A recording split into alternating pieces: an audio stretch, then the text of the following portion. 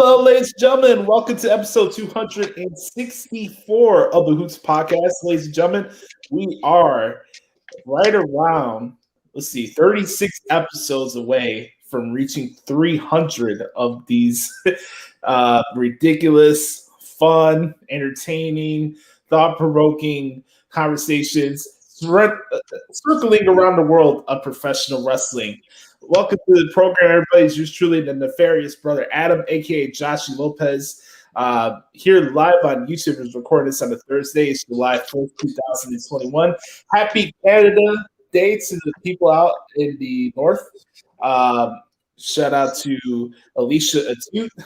Shout out to Renee Young. Shout out to Jimmy Corderas, a great referee. Speaking of referees, last week I was flying solo, and I wanted to reach out to a good brother of mine in the podcast world, but more importantly, one of the best referees in the professional wrestling business, my good friend, Mr. Referee Tony S. from the TBD Wrestling Podcast.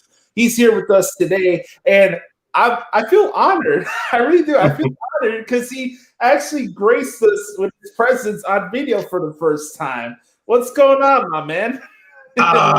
Isn't video sweet? Video is sweet. First of all, pleasure to be here on the Hoots podcast, not just in audio, but in video form. Second of all, kudos to you for the quick math. That was not easy to do for people our age. Third of all, we are close to 300 here on the Hoots podcast. I am flying on the seat of my pants here because Joshie Lopez is going to lead the way here on the Hoots. But it's definitely a pleasure. And I was going to say this on Twitter, but I figure I'd say it here. Kudos for the big words, upper echelon. That was way out of the back pages of the dictionary. But we're going to have some fun here on the Hoots podcast. And as always, a shout out to the man who never fails to get himself over, Brother Carter. Yes. No, correction. We have a new thing here, Mr. Tony. We had new implements in this. So originally we always do like the yes, the Brother Carter stuff, like Matt Hardy. Well, I'm in his seat. Yeah, you're in his seat now. But here's the thing: we changed it up now. Now that Matt Hardy is stuck with another random ass faction in AEW, instead of yes, it's no. Yeah, but when we're speaking of Brother Carter, it's always yes. Yes. Yeah. Shout out to Brother Carter out in the not Pacific Northwest, but he's out in the mountain area handling some business, some duties, if you will. Executive duties. Executive duties, yes. And he should be back on the program, I think, the week of Money in the Bank. So I'm here to hang out with the good brother. I'm glad this is actually July 1st instead of July 4th. I remember there you go. Well, I was doing the show. We were doing the show with Adam Daly, and the podcast landed on the 4th of July. We're like, well, I guess we have to take the week off. So bring this in before 4th of July, which is taking place on Sunday. So lots to get to this week in the world of professional wrestling. The world of professional wrestling never stops, as Court Bauer would say from MLW. We got a lot going on the horizon. We got fans coming back for the WWE. AEW is going back on tour next Wednesday in Miami. We got pay-per-views for the NWA coming up in August, I think, in St. Louis at the baseball room. There's a lot of good stuff going on in the world of professional wrestling. And, of course, when it comes to wrestling, there's always the good and the bad. But with the Hoots podcast, we try to make it an enjoyable experience and for you to learn something about professional wrestling instead of shitting on it the entire time. So, yeah. With that being said, you can follow me on Twitter at Josh Lopez Media. Make sure to spam Twitter support at Twitter support. Make sure to type in hashtag free to Hoots podcast. Also, you can follow me on Instagram at Joshie Lopez 94 at Josh Lopez Music. It's been it's 5 months since I've been suspended on Twitter. The Hoots podcast. That is ridiculous. 5 months for copyright strikes for songs I never made 1 cent out of, which is absolutely insane. Nonetheless, as Michael Cole would say, not Mitchell Cole, but Michael Cole. Yes. I like to tell everybody this podcast drops every single Thursday, and we're going to get podcast consultations right now, so you never miss an episode. Make sure to leave us a 4 or 5-star review on Apple Podcasts. Specifically, it really helps expand and reach the show. And myself, Brett Carter, and referee Tony do appreciate your feedback as far as what you like about the podcast or anything you'd like to change. And lastly, on the plugs, before I become Pee Wee Herman or whoever, just plugging machine, to Bookmark Pro Wrestling Transcriptions.com. That's my baby. That's my main project where I make transcripts for all your favorite wrestling shows, including New Japan Pro Wrestling, where we had 3 barn burners today with guys from Chaos and Old G's from New Japan. We had Hiroki Goto in the barn burner with Kojima today, and the main event was a strong style clinic with Ishii and Nagata. Mamma mia, what a match.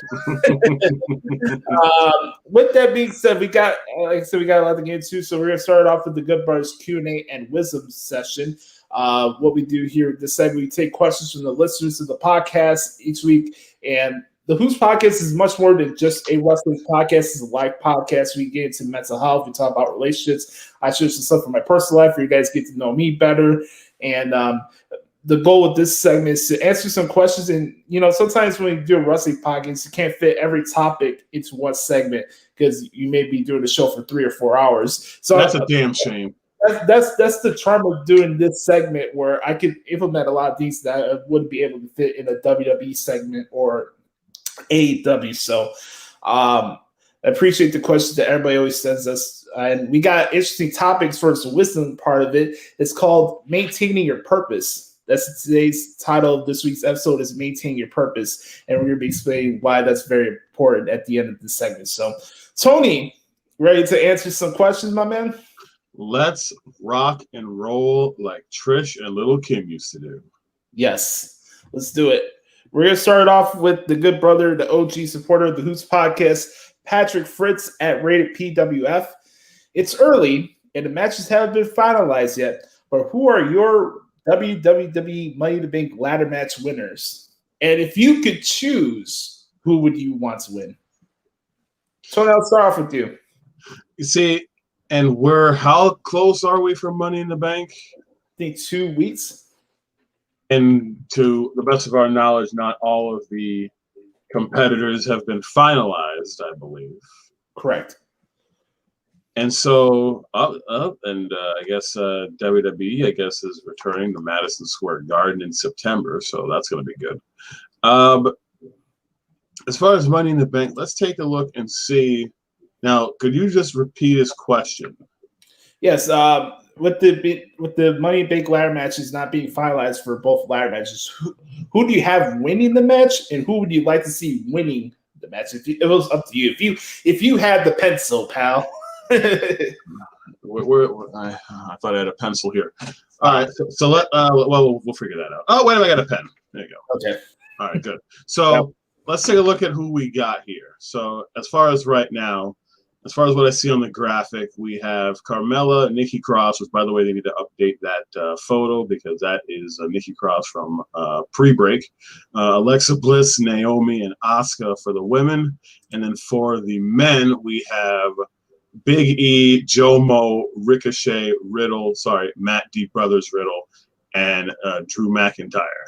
So I don't think that... it would be normally with WWE Money in the Bank ladder matches. They've had upwards of 8, right? So, but we're 2 weeks away from it, so that could change. As far as Money in the Bank goes, the person who, for the men first, I don't want to see Big E win Money in the Bank. I just don't. I think that Big E's story of hard work and perseverance does not need Money in the Bank. I think with him, the victory is within the struggle. So I think with Big E, him being in this match, but not being an outcoming factor in the result of this match, I think the Big E story is going to continue to evolve. And I don't think he needs Money in the Bank because I think Big E himself is his own guaranteed lock. and he's certainly done that with winning the Intercontinental Championship and going to, defending the championship at WrestleMania, which is a big step for him. Right. And he didn't need to win that match to stake his claim, because that just furthers the Big E story. As far as who I would want to see win Money in the Bank, I'll throw a curveball in. And it's split between these two superstars. It's split between Riddle, because of the whole Randy Orton dynamic. Right. And I want John Morrison to win it. I think that John Morrison, it's kind of weird. Like, you see him in WWE. He's been, an ECW champion, which, by the way, check out John Morrison and CM Punk from WWE ECW. Probably the best match in the history of that short-lived stint that they had there. And you have, he goes from there, tag team champion, M&M, Intercontinental champion, damn good and very underrated Intercontinental champion, especially as a fan favorite. But then he leaves WWE, goes all over the place, AAA, Impact, the changing of Impact, and he's their world champion. And not a lot of people got to see that kind of unabridged version of John Morrison. But It's like when he's in WWE, and I'm not knocking him, but I would love to see John Morrison, because we've seen John Morrison and The Miz. They've been together and they've split up. And I remember the promo of John Morrison calling The Miz Mizzy Jannetty. Yeah. So I would love to see John Morrison at least get one more singles push, even if it's at the expense of The Miz, who's injured. So I'd love to see that happen for John Morrison, and Riddle for the whole Randy Orton scenario. But especially with Riddle, that if Riddle wins Money in the Bank, Randy Orton is going to snap on him like you wouldn't believe. Yeah, like a bad habit. It's about 3 or 4 bad habits, and I would pay money. I mean, I don't have to, but I'd pay money to see it, just because it's Randy, and Randy can get to that next level at any time. So those are the two for the men. For the women, as far as what we see right now, Nikki Cross getting all the upsets, that would be a shocker if she won Money in the Bank for Nikki Cross. Alexa Bliss is at that point where I don't think she would need Money in the Bank, because there's so many things going on with Alexa Bliss outside the Women's Championship picture that for her to get to Money in the Bank, it's like, well, wait a minute. You have this thing with Nia Jax, this thing with Shayna Baszler, and this thing with Reginald. Now, all of a sudden, you're just going to drop all that and focus on the championship. So I think it's really between those 4. Right. But for me, for Nikki Cross to get the upset right now, because Asuka's already had it, and Naomi would be the other wild card. Carmella won the first one. So it's really between those two.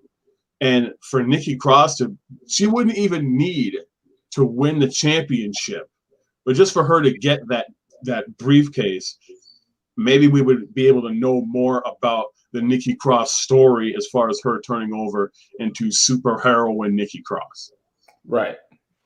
I think for me, I gotta say, this looking at the card from what I have on the transcript here, the card from top to bottom is pretty good so far. Yeah. The thing they haven't really announced yet Bailey against Bianca, but I'm pretty sure they'll add that probably this week or next week or so. Yeah, probably. Probably like some I quit match or something. I laugh match or something. I love Bianca Belair, by the way. I just got to throw that out. There's a couple things that are, obviously you don't have the full matches fully announced for the ladder matches. Kevin Owens, Sami Zayn are having a last man standing match tomorrow night on SmackDown to get one of those spots. I think Liv Morgan might be added because she beat Carmella last week, and Sonya The said week before. Yeah, she said Sonya Deville said that she would think about putting Liv into the match. I can see that. I wonder if they would ask more women performers from Raw on it because SmackDown's women's division is so like Top heavy. It's not top heavy. No, but minuscule is probably the better way. I can tell you right now. I bet you that the SmackDown women's division doesn't even have 10 wrestlers in it. You wouldn't be wrong with that assumption. So I think for me, as far as like who I think is going to win and who I want to win, I think there's a good chance that that like someone like John Morrison can win. If Kevin Owens wins, that would be my personal pick because Kevin Owens has not won a Money in the Bank ladder match. Right. Also from storyline development, I could see Sami Zayn winning it. It'd be pretty fun with the conspiracy thing. Let's say like he has the briefcase and then he finds a way to have it stripped away from him, and that's part of the conspiracy. Yeah. Bruce Pritchard, if you're looking for extra writing assistance on here, there's a lot of ways to go. I could see somewhere if Drew McIntyre won and he went towards SmackDown, but that's a bigger match you want to do at SummerSlam and him Roman Reigns. I don't know. You could possibly do that. Especially with the proposed draft that's coming up. True. And also, we can't just automatically assume that John Cena is going to be showing up at SummerSlam. I know there's been teases. I know he did the thing on the Tonight Show with Jimmy Fallon, but let's not put our carts before the horse. Yeah, it's like, let's just... Now you want John Cena. You've been saying Cena sucks for the better part of 12 years now. Now all of a sudden you want John Cena. Okay. Congratulations. Yeah. Great. But I like your idea, John Morrison. I think it would be a nice factor, and maybe you can find a way where Miz becomes the WWE champion and Morrison cashes in on him. Yes. I think that'd be pretty cool. As far as the ladies are concerned, maybe for historic reasons, maybe they want Alexa Bliss to be the second woman to win it twice. I can see Sasha Banks going there and grabbing a briefcase. She's not a Money in the Bank winner. That is correct. I can see her being added to the match if they need more star power. That first match, let's remember, folks, the first show with audience is the SmackDown before Money in the Bank, that go-home show. I'm just throwing it out there. Don't be surprised if Sasha Banks is added to that match. Right. You can be a clear favorite in that. So you can go many different directions. I just like the variety of performers in both ladder matches. And I think for me, I like getting to the scenarios where I don't care who wins. I just want to see sheer chaos, and it's going to be an awesome match. And I'm going to get that with both Money in the Bank ladder matches. Right. That's what the Money in the Bank is. It's car crash personified, organized. And I use that term in quotes, organized car crash. Right.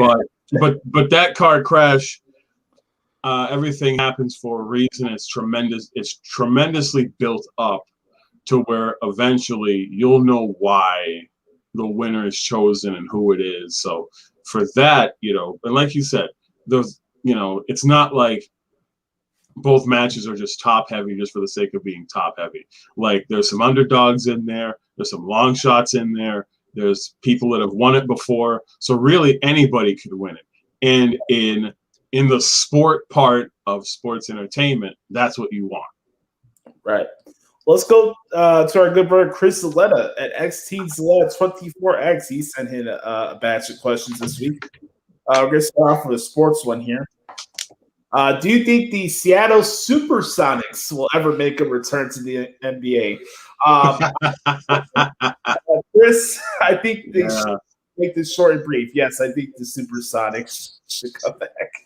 I have a 2-word answer, long overdue. Next question. Is MLB heading towards another labor strike at the end of the season? I don't know if they're heading towards a labor strike, but I know for me, I'm getting into I don't give a shit strike because you've been on that strike for the past couple of weeks before you even announced it here. Yeah, on a lot of things. Yeah. That's right. That's right. We'll get into that later. Yeah.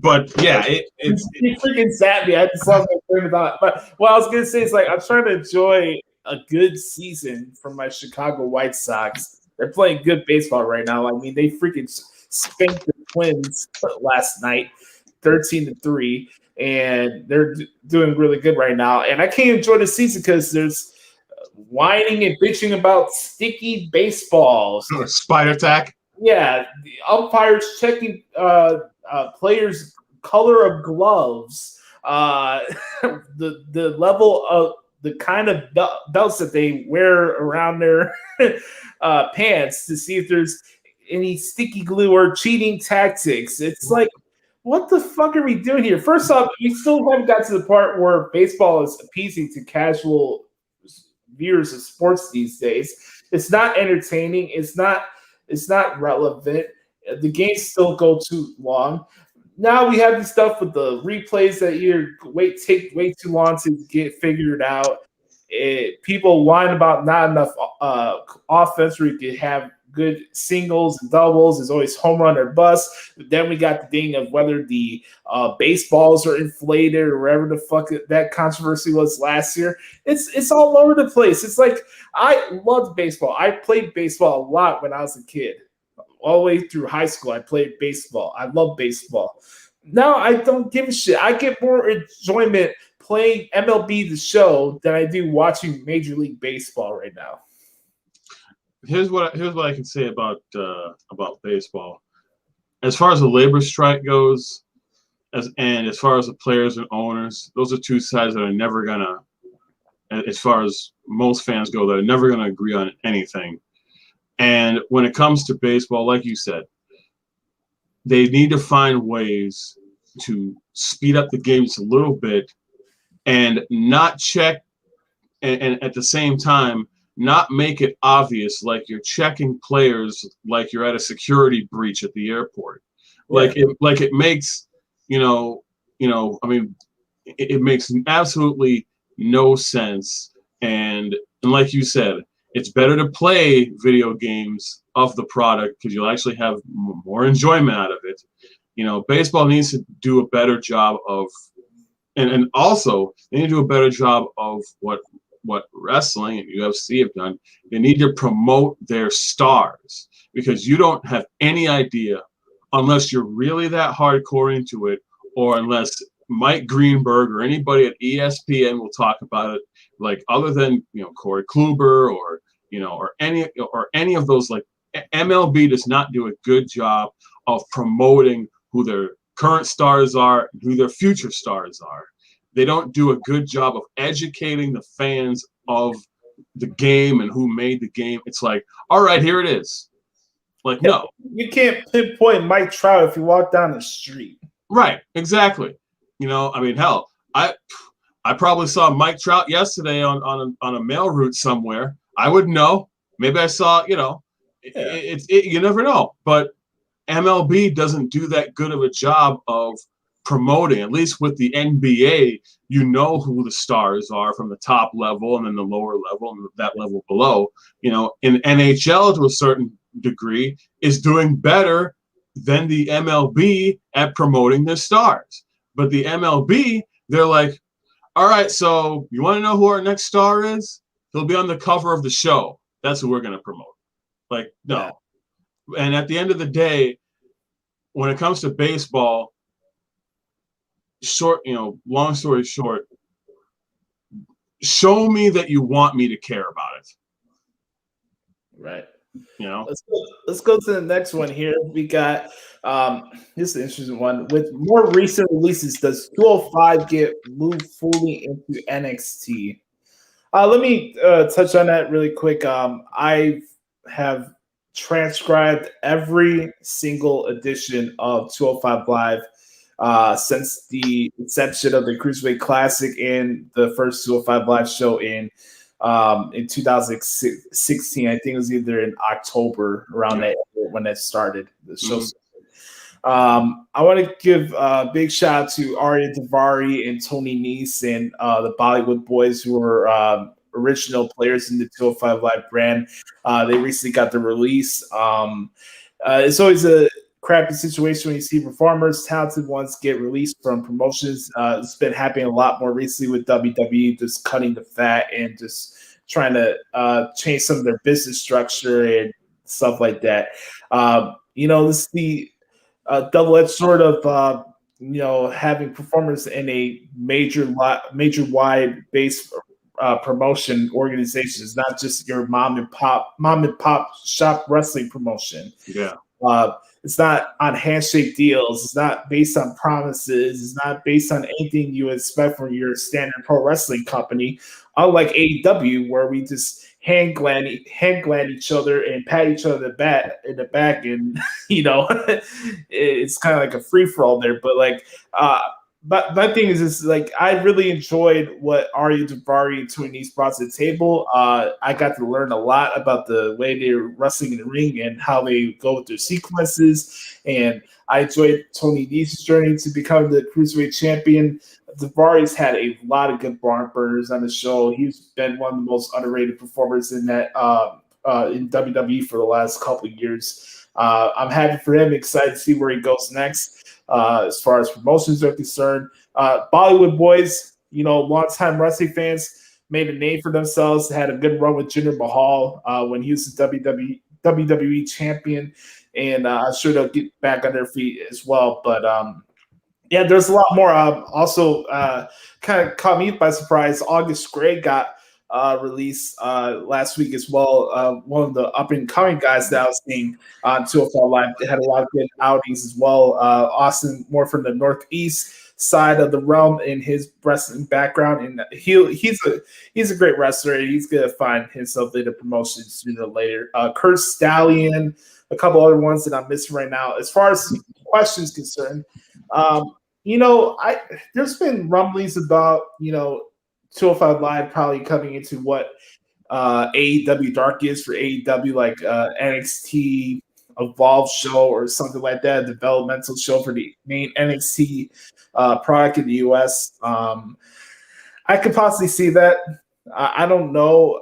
It's going to be interesting what changes they come with it. Is 205 Live now going to be more fixated on the PC talent that are signed? Is it underneath guys on the NXT brand? I have no idea, but I just wanted to send my thoughts to Arya Daivari and Tony Nese and those guys because I really enjoyed getting to document their work over the last 5 or 6 years, and I was kind of bummed out by seeing that those guys got released. So that was my thoughts on it. My quick take on it is, as somebody who's, Arya, like you said, Arya Daivari, Tony Nese, Bollywood Boys, and August Gray. And, you kind of look at the list of names, and it's shocking, especially somebody like August Gray, Anthony Green, who is getting television time every single week. And then all of a sudden, he's cut. But like you said, it's the wrestling business. It's not the we're going to book your friends business. Yeah. It's the wrestling business. So, it's like the Macho Man would say, it's not what you make, it's what you save.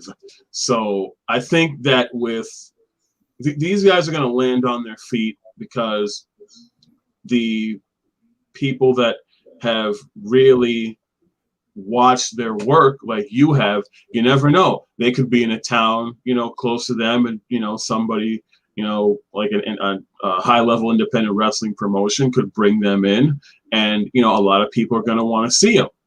Yep. But that they're going to take what they have learned in WWE and bring it out to the independent circuit. And there's going to be, there's going to be this little thing, but because I think there's a lot of people within the indie circuit who are afraid of that adaptability, are afraid to adapt to not really just a WWE style, but it's more of a style where it's psychology of knowing what to do when, a little bit more advanced version of psychology. And a lot of people don't know how to take that. And I can tell you that as far as what I saw in the reports is that August Gray had a 30-day no compete. Other places, other talents who got released had a 90-day. So I know that August Gray is, you know, I know some talents are already accepting independent bookings outside of their no compete clause. So my suggestion, and you know, not really a suggestion to them, and I know that, you know, Ari Daivari, you know, a fantastic talent, and he was in my WWE tryout match, or one of them. So when it comes to these talents who are released, it's not really for them, because I know they're going to be fine, because they're going to bring everything that they learned combined with their experience, and they're going to be better for it. And you never know. Somebody who was in the ring with them, they could be made a star. But you're going to see them, a lot of them, you know, do matches, obviously at independent wrestling promotions, maybe seminars, because that's a thing now where they do seminars at wrestling schools, because people want to know what it takes to get to the next level. They've already been there. So, and as far as 205 Live goes, as far as the development for the PC talent, it kind of already is right now. It's just a matter of what can you do during that 45 or 44 minutes. How can you fill that in, or the 60 minutes, depending on the streaming service. Who can be able to maximize, you know, their time, especially now with all the cut down talent. And my suggestion to the fans out there who are fans are these promotions, these competitors who have been released. If you know they're going to be in your area, go out there and support them. So they've got some of them. I know that when they got signed to WWE, they had Pro Wrestling Tees stores open, and when they got to WWE, their Pro Wrestling Tees stores closed. But now those stores are opened up. So go out there and support them. You know, buy a T-shirt, get some merchandise, go out there to support them, because, you know, obviously with this unexpected move, this is obviously something they weren't really expecting at the time, but go out there and support them, not just on social media. Go out to the shows and see them.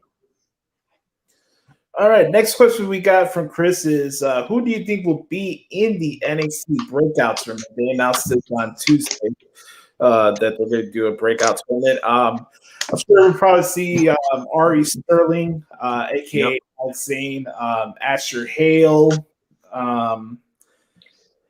You know, come on. We saw Cameron Grimes make a name for himself out of the breakout tournament. Same with Bronson Reed.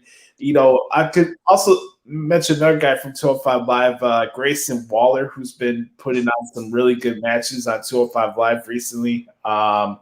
Iki Manjiro, I don't want to just rattle off 205 Live guys, but those are the ones that are coming off the top of my head. Just trying to see who else would fit in that scenario. How about a guy that could be your favorite wrestler's favorite wrestler in the future, Carmelo Hayes? Absolutely. Yep. Because he has a potential. I mean, you can break out with a match of Adam Cole. We haven't really seen him in a series yet, you know, and especially in a tournament format where you know that there's a possibility of wrestling, you know, 3 or 4 different style matches to win it.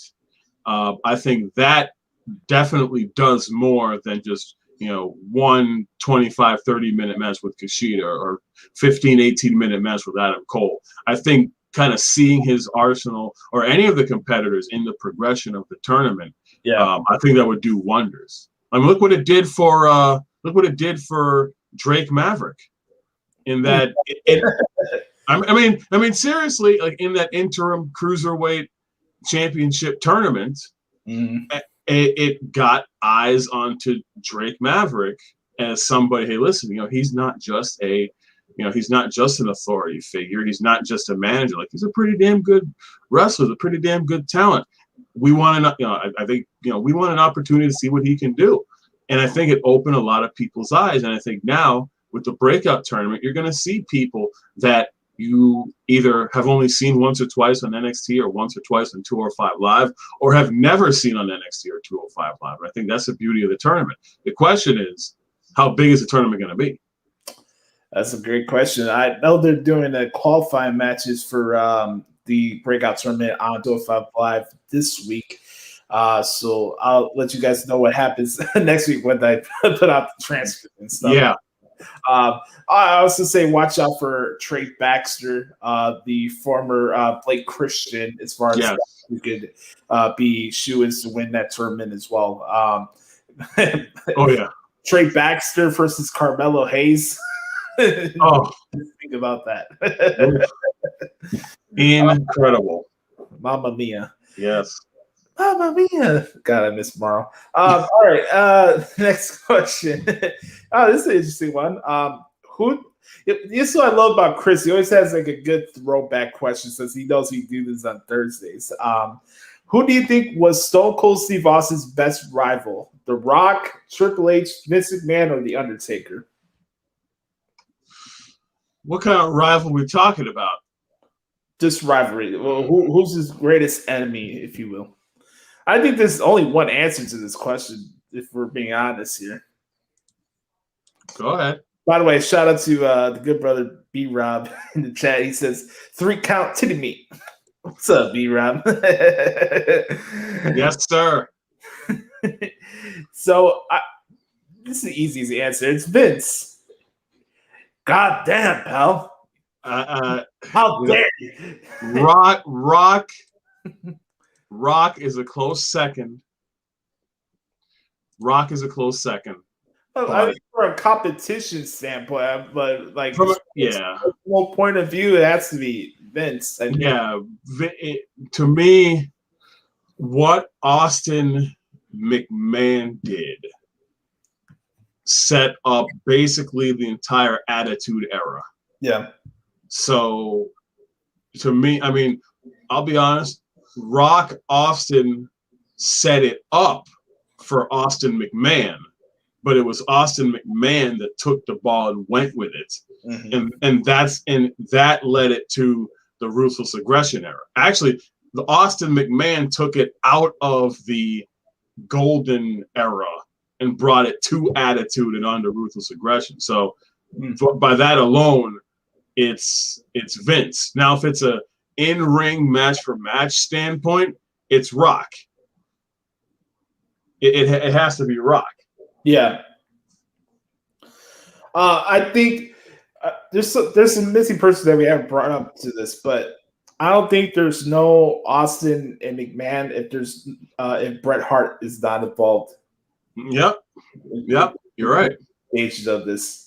I mean, just from a historical context point of view, Bret is the first one to go after Vince and kind of pointed out that he was the guy that was running the ship, if you will. Yeah, you could say that. I mean, Austin kind of insinuated it in the beginning part of Stone Cold, but at the time when it was late 96, early 97, Bret, when he's still that main event guy, when he was turning from babyface to heel, at least in the U.S., Bret was the one that like you said, ousted Vince as all right.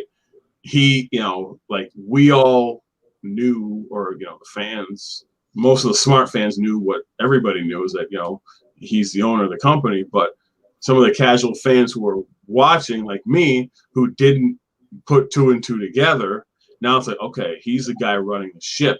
Okay, maybe Bret has a serious gripe here. He's not just the announcer, he's the owner. So Bret, like you said, Bret kind of put the gears in motion for everything that came over the past 4.5, 5 years. Mm-hmm. God damn, pal, don't put my son-in-law in the same category. Yeah. Uh-huh. What's wrong with you? Yeah. I mean, here's my son-in-law. I mean, what else you got to do? He's my son-in-law. We're kind of related, but not really. Gotta tolerate it. Yeah, exactly. It's like, it's like, I don't really want to tell everybody that, Hunter is marrying Stephanie. I don't want to really tell everybody that.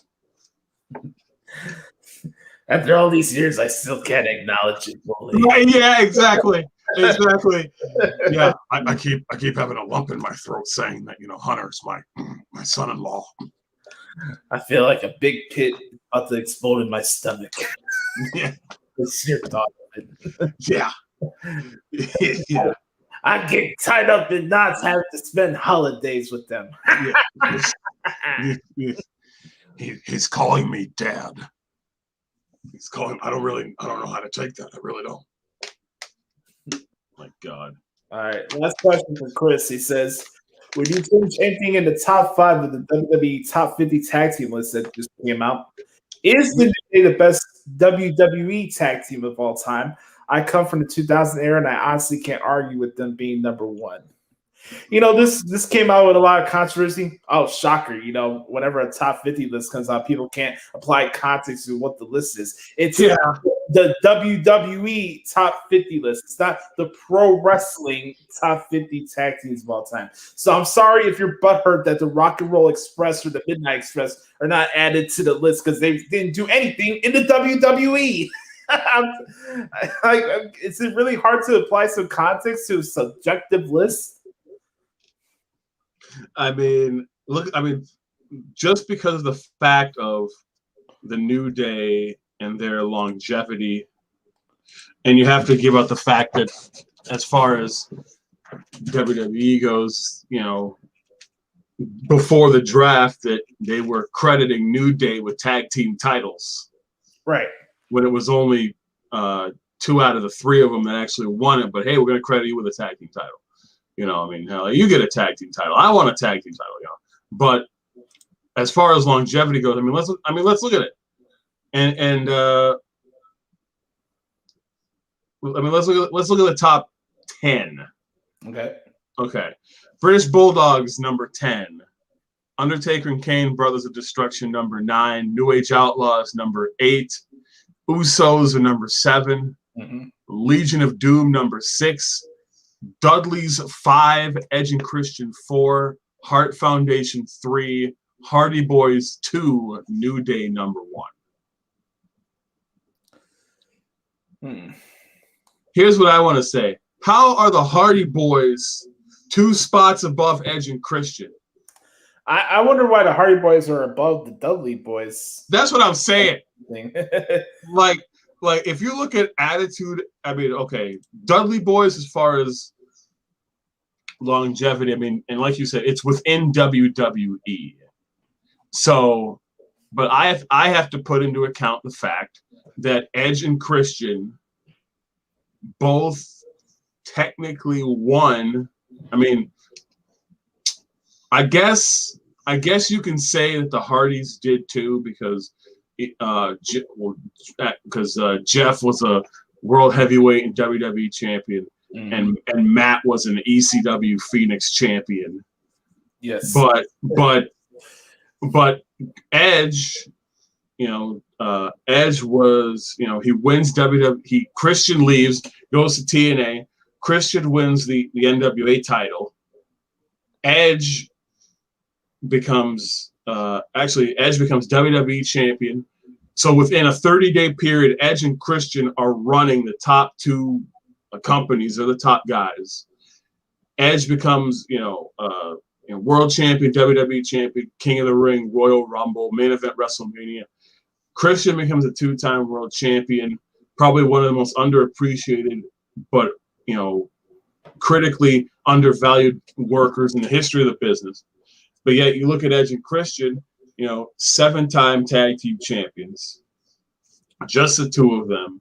With the Attitude Era coming out of the Brood to, when it was Kurt, Edge, Christian, Rhino, that set up the King of the Ring thing. They had a good one-on-one feud, which was way better than the Hardys at WrestleMania 25, because unfortunately for the Hardys, it's surrounded about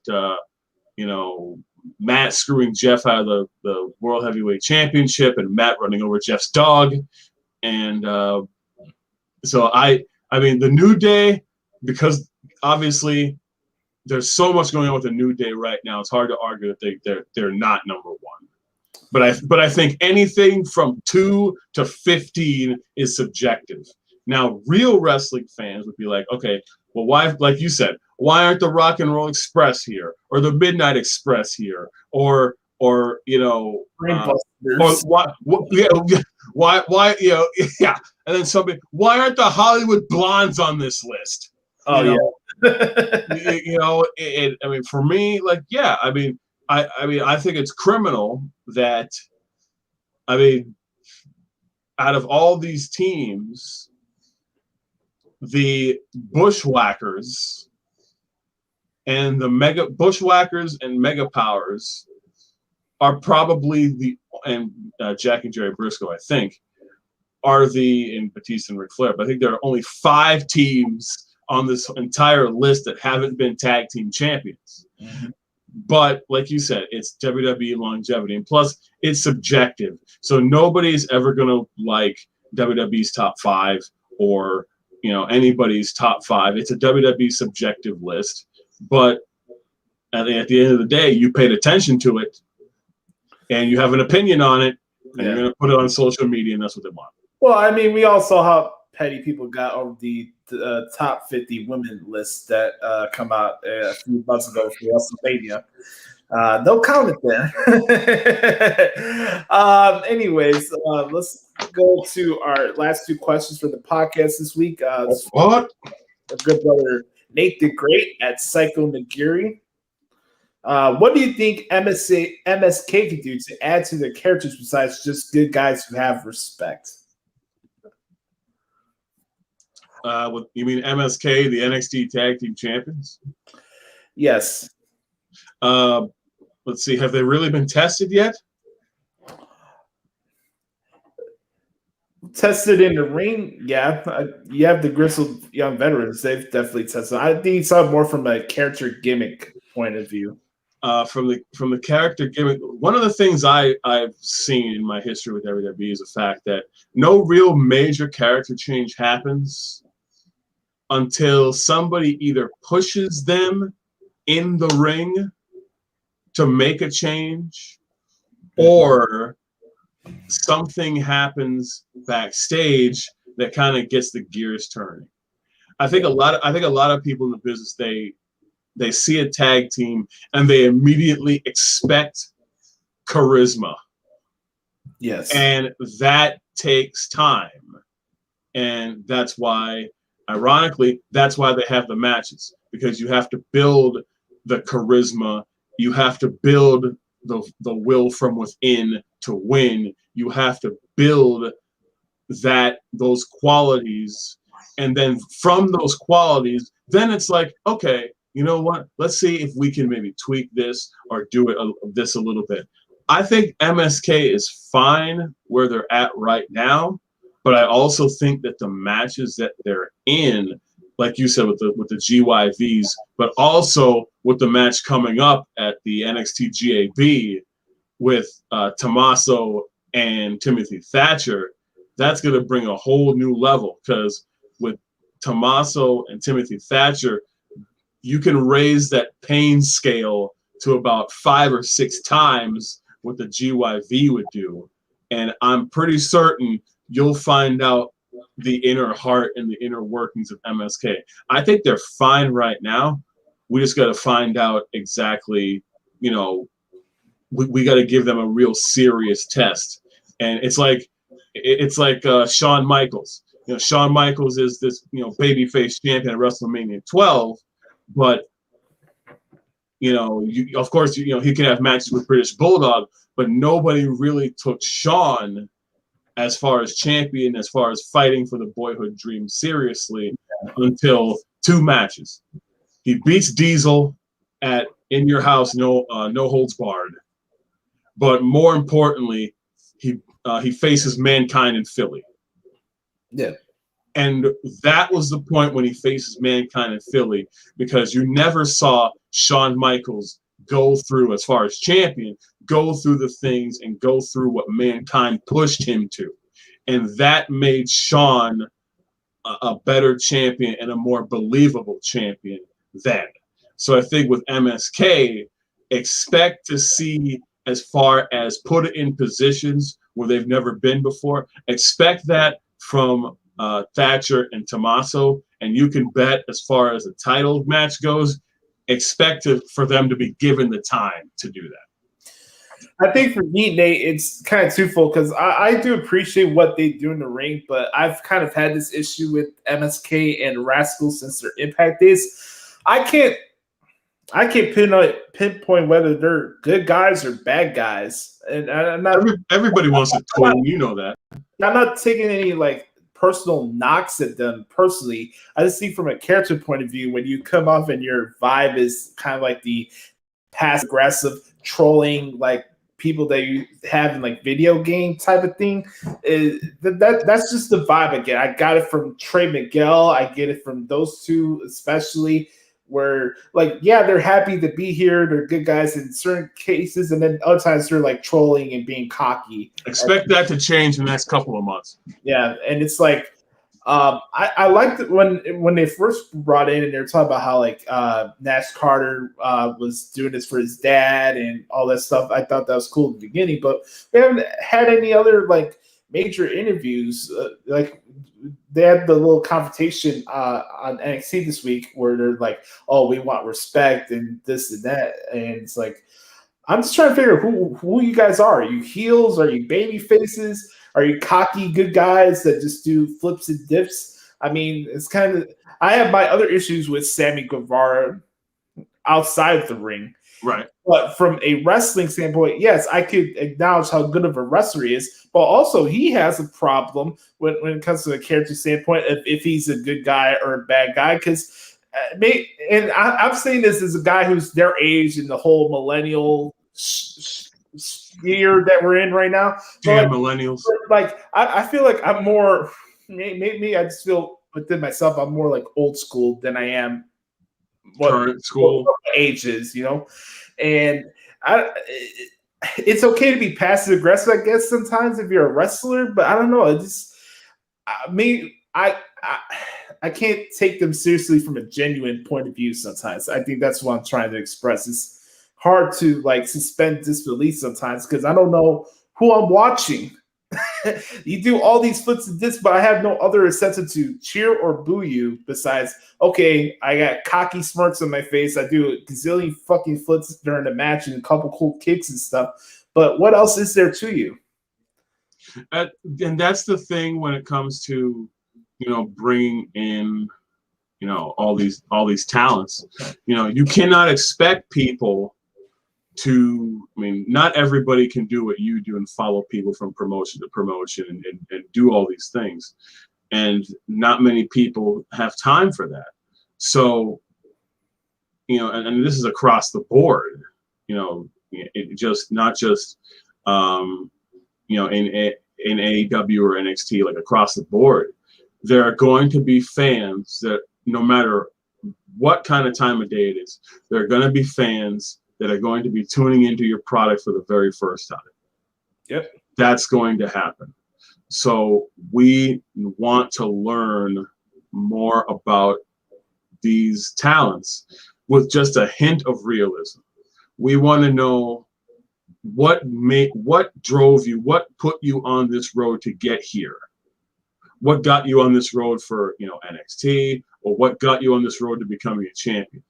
I think they did a good job with Zoe Stark because we knew that they did that story where, you know, okay, who is this new person?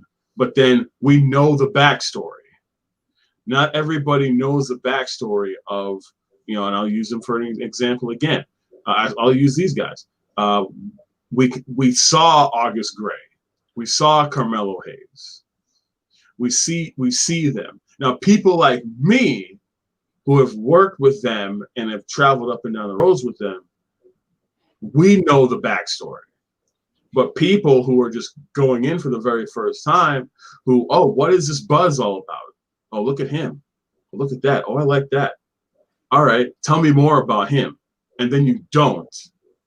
And it's like, okay, it's, you know, like it's kind of like, all right, we want to know, and then, Mm-hmm. So at the end of the day, like you said, we want to know more about these towns, not just MSK, but we want to know the who, what, when, where, but more specifically the why. That's what we want to know. Yeah. All right, last question for the Q&A before we get to our wisdom part here.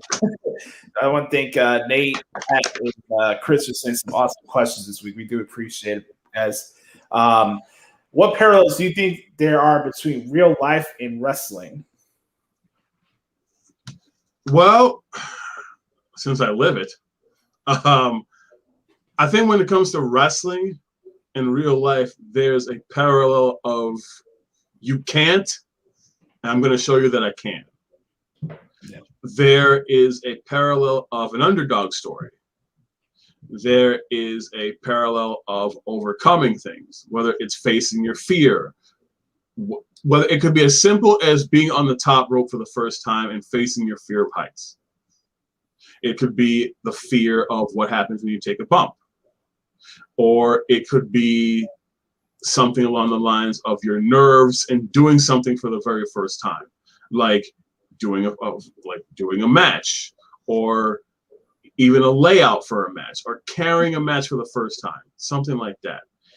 There's all this nervousness, just like in life, whether you're going to buy a car for the first time, or buy a house for the first time, or get an apartment for the first time, or move out on your own. There's all these ball of nerves when it comes to being in the wrestling business.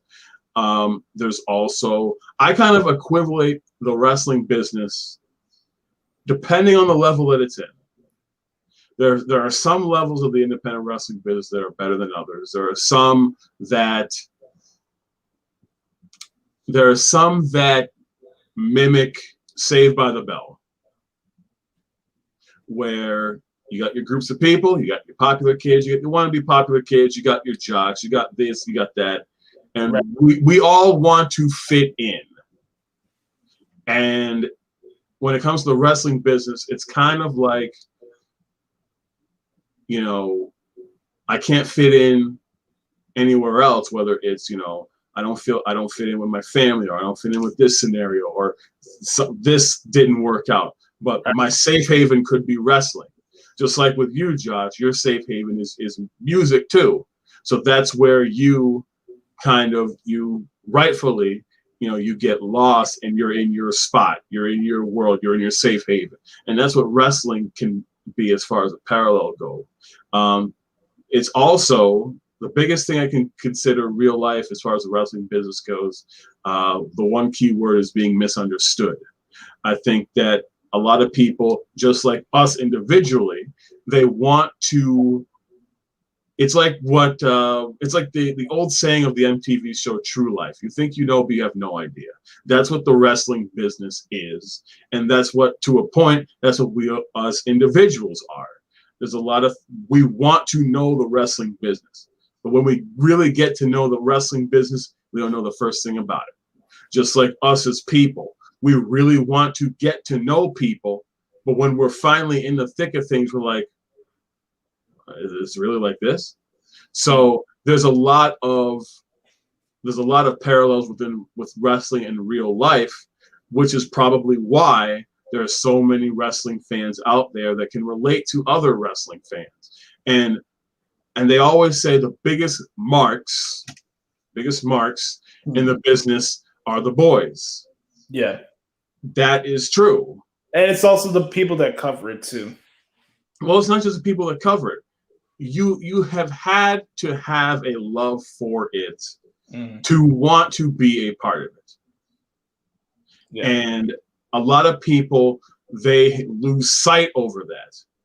And when they lose sight over it, that's where the egos come in. That's where the politics come in. That's where all that negativity that you hear about and you read about, that's where that comes in. But at the end of the day, if you don't recognize that, hey, we were all just that little kid on the watching TV, watching Saturday morning wrestling or watching Raw, and we're just falling into that disbelief. If you don't recognize that, that's when you get lost, and the business will eventually lose you. Right. And at the end of the day, that's why when I try to think about how grateful at least I am. And, I'm still in shock, but, I try to be grateful about where I am. And, hey, this part of me would be proud that you're at least doing it and you're continuing to do it. And I think a lot of people forget what it's like to be a fan because they're so much into the business. And I'm in the business too, but I never forget why I love the business to begin with. And I think, there's a lot of parallels between wrestling and real life. And they just think that pro wrestling is this kind of make-believe world. Well, hey, everybody's a hero in their own movie. And the wrestling business is just a continuation of the movie. Because no matter what, there have always been those kids in high school or wherever. There's this kid that thinks he's so hot. Oh, he thinks he's Shawn Michaels. Or there's this misunderstood kid. Oh, he thinks he's this guy. Oh, these are the freaks. So there's people over there. So there's a step for everybody. But at the end of the day, there's definitely parallels between wrestling and real life. You just don't know about it. You don't think about it because that's what you do. But at the end of the day, the parallels are too many to mention. Yeah, I think for me, two things is being adaptable and appreciating the time. I think with anything that you put your mind to or what you try to go after, you have to appreciate the good and bad days, and also being adaptable to whatever is thrown in front of you. I've had people in my life, people that I've recently cut out of my life that tried to ruin my mood before recording the show, like a little behind the scenes here. When I was in Florida the second week, I got a message, a stupid long message from a woman that has no purpose in my life anymore.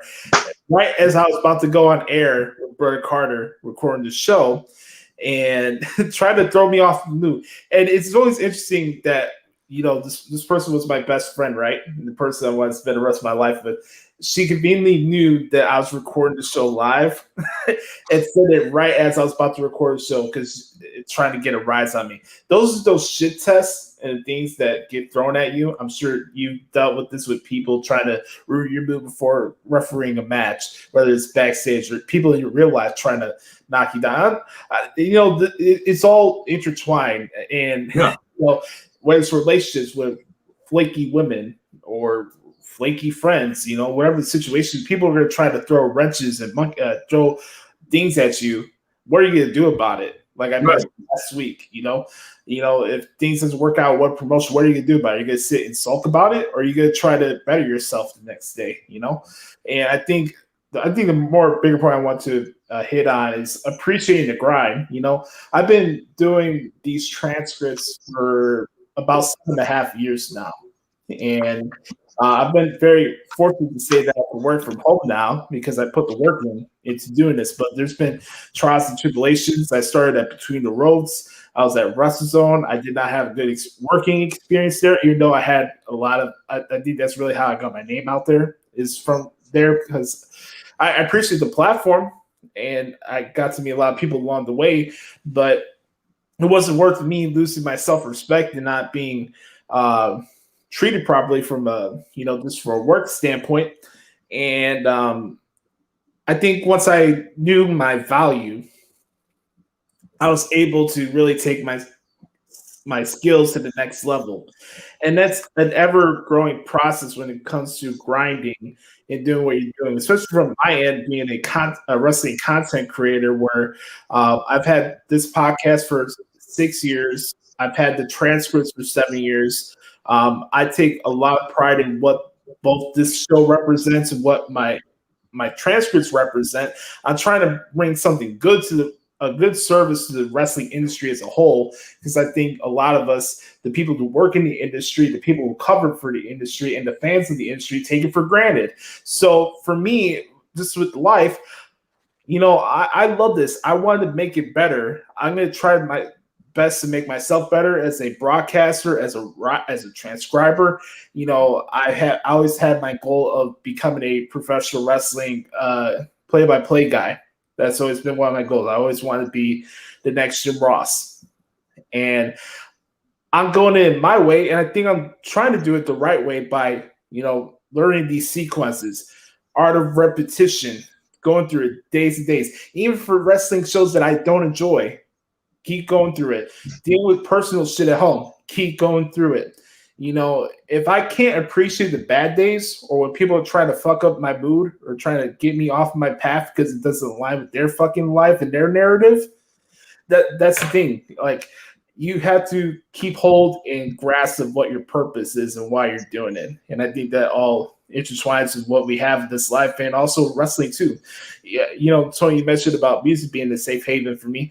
I think wrestling, you know, even though this is my life's work now, and this is my main line of work, this is what I do to pay bills and stuff like that, wrestling will always be the escape for me, because this is what I always had for me whenever I was down in the dumps, or when my family was being torn apart, or the you know, having my heart fractured a couple years ago. Wrestling's always been there for me to lift myself up and continue to remind myself why I'm doing what I'm doing. You know, I got myself in a position because I put the fucking work into it, and no matter what anybody tries to do to bring me down or trying to get me off the path, I have to maintain what I have within me and what I want.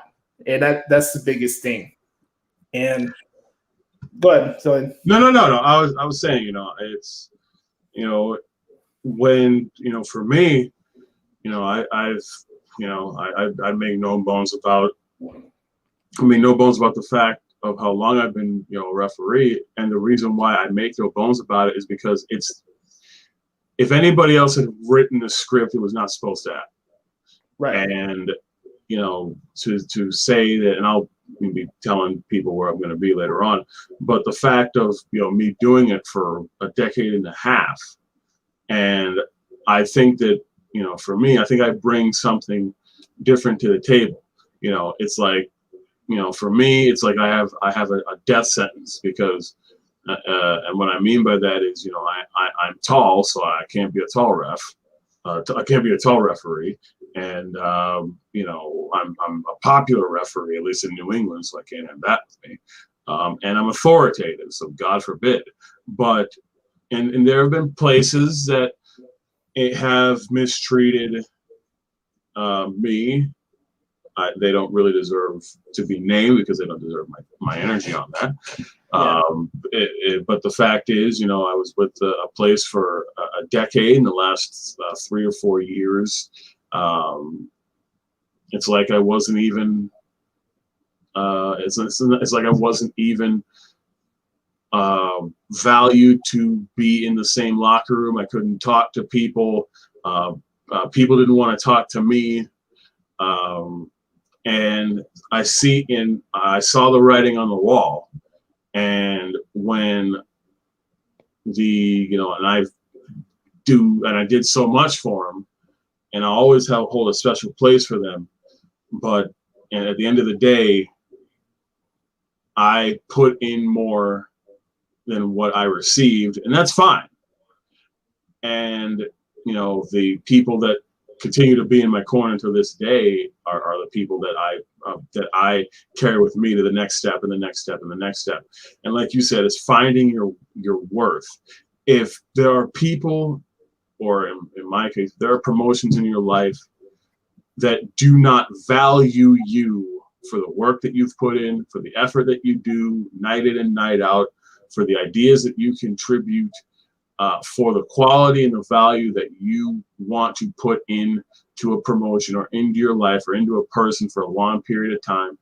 If they're not going to value you, don't diminish your own value by waiting for them to match you, because they won't. And at the end of the day, I'll say this, thank God for COVID, because it took COVID and a whole bunch of racial reckoning and a whole bunch of stuff within the last year and a half to get, not really for me to get, but for me to find the value. Like, wait a minute, I've been doing this for how long? And, I've had people tell me, which again, they don't deserve to be mentioned, but I've had people tell me that they would ask if I was refereeing their match. And if I wasn't refereeing their match, then they would want to change that, or they wouldn't be working on the show. Yeah. I have been told that, oh, we don't want to use you for men's matches. We only want to use you for women's matches, or we only, or I had an incident at one of my other promotions that I used to work with. I had agreed to work the show because I'd been with them for 10 years. It's a different place, but I'd been with them for 10 years. And I talked with the promoter, and the promoter booked me for the show, and then told me that the board doesn't want me to referee men's matches, only women's matches. I hope you don't take it the wrong way. Which, how else would you want me to take it? Yeah. And then this same promoter, one of my best friends who I used to work with outside of work, and I spoke with him yesterday over breakfast. He went to the show. We went there separate, and he went to the show, and the promoter comes up to him and says, "Hey, where's Tony? I thought you guys were coming in together." "Oh no, we're coming in. We came in separate because he had to work today, so he's coming in on his own car." "Oh, but could you message him and tell him that he's not on the show?" But then I show up, and I didn't see my buddy until later on that night. So I show up, and you go out of your way not to speak to me the whole night. One of your referees who you wanted to show up no showed you. So you give me his matches, and then when it comes to paying me, you don't pay me, and you go out of your way not to pay me. So then we go to a restaurant, and the other referee is like, "Hey, go get your money. Go ask him, go get your money." And I said, let me explain something to you. I'm not going to take any money from anybody who had no intention of giving it to me in the first place, and went out of their way not to talk to me, and went out of their way to basically for 4 or 5 years diminish my quality and my value. And I'm not having that anymore. And that's why I work with places that, find my value. And at the end of the day, whether it's relationships or wrestling, you've got to find that balance where people appreciate you equally, and they want to build you up, and they want to hold you in regard, and they want to challenge you. And at the same time, you challenge them to do things that maybe you haven't done before. It's equal give and take, 50-50 on both ways.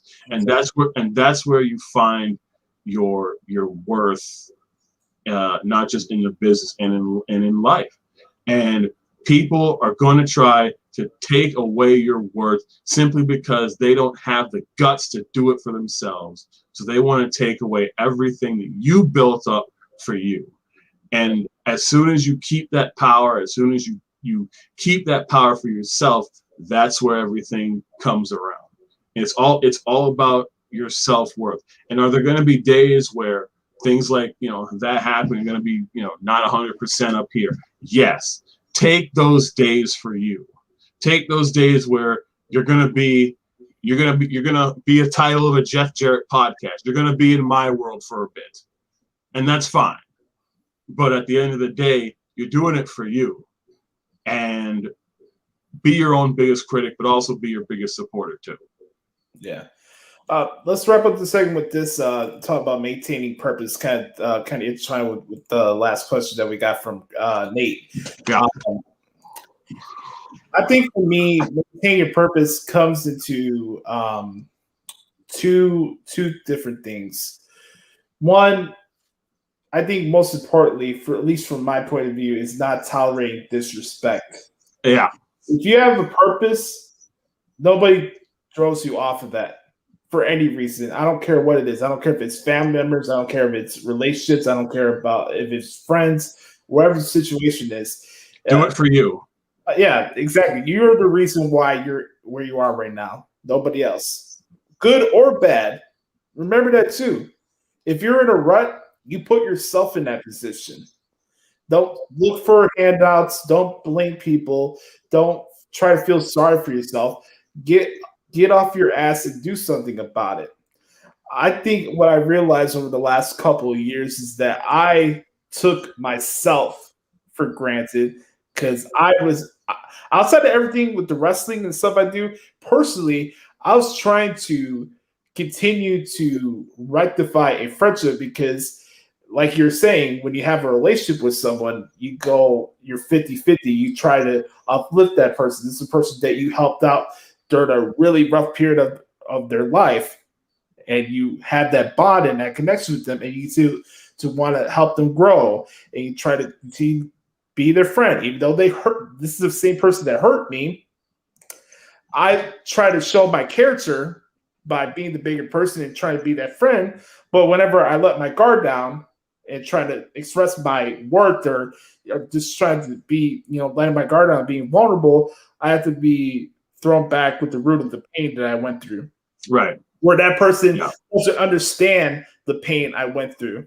Right. And guilt tripped me for not being a friend when we're not, I'm not going to rehash all this shit, but you get what I'm saying. Yeah. And I think going back to the purpose thing is that I know what I want and I'm going to go get it. That's it. Yeah. I don't have, and then here's the biggest thing. I don't have to explain why. Nope. Why I'm doing it. I nope. don't. This is what I want to do. I'm having a good time. I honestly, guys, for those listening and watching this, for me personally, and I talked about this with Tony because he's been there for me through this entire situation that I've been going through outside the wrestling stuff. And I really thank him for being that person I could go to go about this, because sometimes in situations where you start questioning yourself, and maybe sometimes you may feel like you're being delusional about a situation or whatever, Tony was there to he was understand where I was coming from with the situation, and we had a deep conversation about it. But as that went on, and when I was in Florida, I really took time to think about a couple things, and I had to remind myself that, okay, one, I'm not going to allow another person in my life to waste my time or get me off my purpose. Those are the two main things that ring off the top of my head right as I got back on the plane in Chicago. Last week I told the story about how, when I got rejected, I was breaking down the plane. I'm not saying this for bravado or whatever. I did not share one tear. What was on my mind when I came back to the city? I got to get back to work.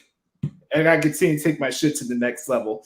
Because I lost my focus. My focus should have continued to be on me. I got my own apartment. I'm having fun with my career. That's where my focus is. That's where it needs to be. It's not on lust. It's not on relationships anymore. It's not trying to define what a relationship is with a woman who's fucking 33 years old who can't figure it out for herself. It honestly, for me, I'm just taking responsibility in my life and taking control of my actions, and I'm living my life on my own terms. I always say it on the show, folks. Be the authentic product that is yourself and dictate the pace of your life. And that's what I'm doing. I'm here. I'm continuing to grind. I did 6 or 7 transcripts already this week before the podcast today. Yeah, you did. And I'm having a good time. So maintaining purpose is trusting yourself. Who cares what people say or think about what you do in your career, why you're doing this, blah, blah, blah, blah, blah. They don't need to know. Nope. They don't need to know. Nope. Also, you cannot – I can't stress this enough. You cannot tolerate disrespect from anybody. If you know your value, if you know who you are, you don't disrespect yourself by, having people disrespect you. Nobody defines you. they don't have nobody defines you, and nobody has the right to dictate how you're supposed to go about your life. Exactly. Especially when they have no self-awareness whatsoever. You can't. How can have somebody that has no self-awareness tell you what you need to do? Yep. If you have no self-respect, we can't expect you to give respect to others if you have no self-respect. Exactly. So, especially when it comes to what you want to do with your career, continue to grind. Mm-hmm. Appreciate the good days, appreciate the bad days, and learn from them more than anything. Yeah. Tony, I want you to cue this up. When it comes to maintaining purpose, you have to understand when it's time to say goodbye. And This is really good. Sorry, kids, I don't own the audio here, but I definitely own the video. And where are we at? Here we go. You got it? Yep. All right. So it comes to, don't play it yet. I got to pull this up here. Yep. So, there you go. When it comes to maintaining your purpose and keeping on your grind and getting your manhood back. And you know what? Go with the people that lift you up. Go with the people that lift you up, that support you, that protect you, and encourage you to be a better version of you. Period. All right, folks, we're going to go to our next segment here in the podcast, a little recap of what happened this week in WWE. Tony, I don't know what shows you've been able to watch this week. What has stood out for you, good or bad or indifferent, from Raw or SmackDown this week? For Raw and SmackDown so far, first of all, let's go to the A show, because we all know the story. It's the story of a man that we all acknowledge, and if you don't, you should. Yeah. The evolution of the tribal chief, because Roman Reigns is continuing to prove that he has no equals, and with also no equals, he also has no challengers. Correct. Except one. And Edge has now come back. We now have the match with Edge and Roman for Money in the Bank, which has audibly pissed off Seth Rollins, because Seth Rollins wants the shot at the Universal Championship, which I think, at least with Seth Rollins, I think with the interview on Talking Smack, drip doesn't matter when it comes to championship belts. Correct. and you can have all the ill clothes and all the nice threads, and you can have all that, but what do you like? Yeah, exactly. But when it comes to building your story of Seth Rollins, your legacy, it's all about holding up a championship belt and being a champion and being a long-standing champion at that. And I definitely want to see, I can't wait to see how that match goes at Money in the Bank, and how, how Seth Rollins plays into this. I like the Bianca Belair, like you said. I think she's carrying herself well as SmackDown Women's Champion. I like the the Hell in a Cell match that she had with Bayley. I thought it over-delivered, because we've seen Bayley in the Hell in a Cell. We haven't seen Bianca in the Hell in a Cell. So I like this Hell in a Cell more than the one she had with Sasha last year.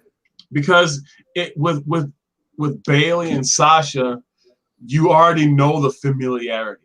There's barely any familiarity with Bayley and Bianca. Yeah. So that's the whole, when it comes to boxing, they always say styles make fights. Same thing in the UFC. This is one of them. And that's where the chemistry goes. I think Bayley cemented herself as she already did, but I think with establishing a new talent, cemented herself as a main eventer, and it really stamped Bianca's reign as SmackDown Women's Champion, now that at least she defeated Bayley in that high-profile marquee match. I want to see how SmackDown is going to be with fans, same as Raw. I think it's going to be exciting. They did announce, like I said earlier, SmackDown is going to be at Madison Square Garden. which that's going to be definitely something. When it comes to Raw, there's a couple of things that interest me. Obviously, in my book, one of the cheapest teacher's notes I've ever seen in my life with Riddle and Randy Orton, but it's a wrinkle in the story and that you're paying attention to. And it may be corny, it may be cheesy, but I like that. I also, I want to see where the Alexa Bliss, Reginald, Nia Jax, Shayna Baszler, where is that leading to? Where is that coming to an end? And because it's almost when's Nia Jax going to end? I mean, I said it on the TBD Wrestling podcast, and I've said that Shayna Baszler could be, which in my book she was portrayed in NXT, that she was the female version of Taz, and I think that she still could be that. I think that it's weird. It's like Shayna is one of those crossover, I like to call hybrid superstars, where she can excel in more than one way to do it. I know it's Monday Night Raw, it's 3 hours, it's a whole different level of character development. But I want to see where this Alexa Bliss thing is going to end. I think it's going to run its course primarily soon.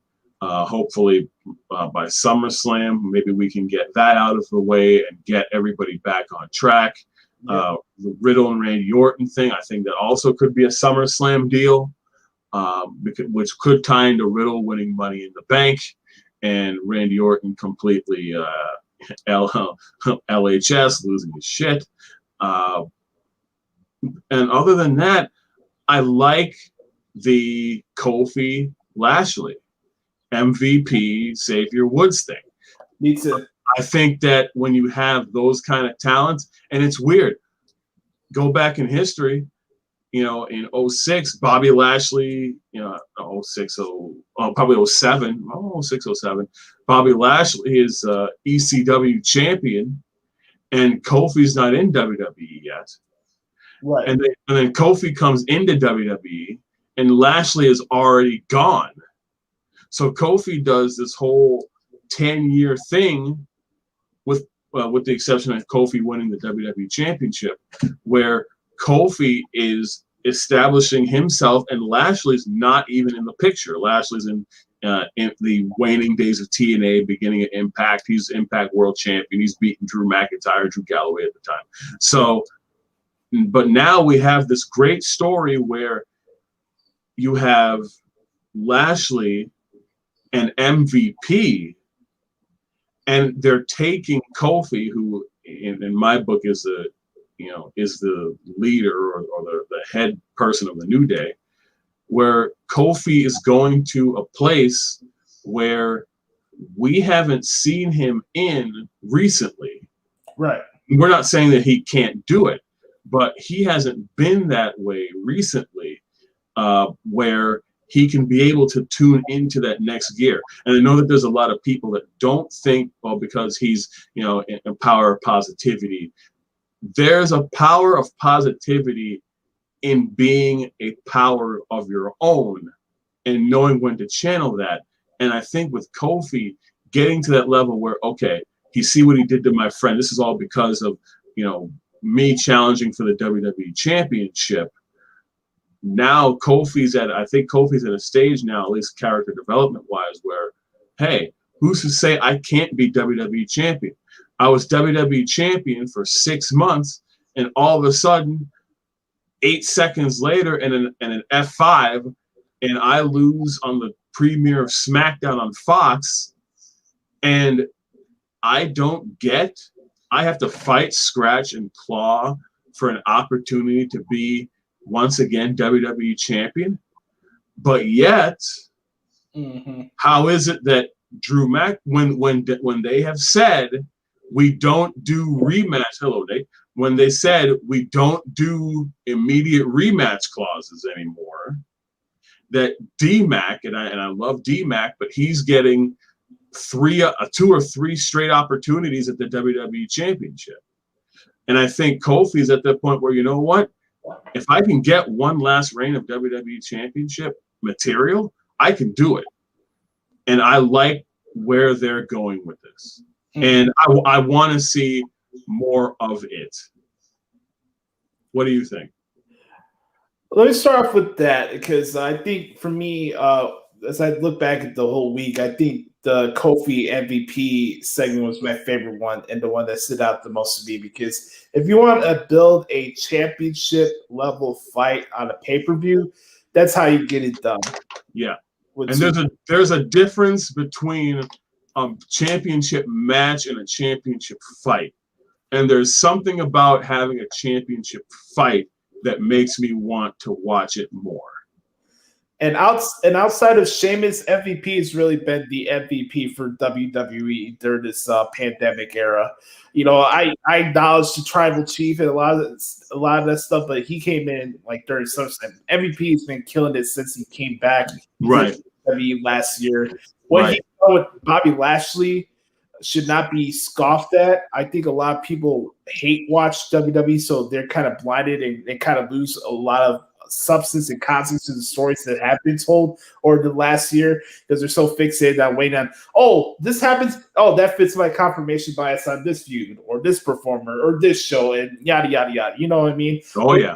If you look at Bobby Lashley, don't tell me that they don't take time to plan out long-term story arcs for performers. Bobby Lashley about a year and a half ago was doing something with Lana, and look who he is right now.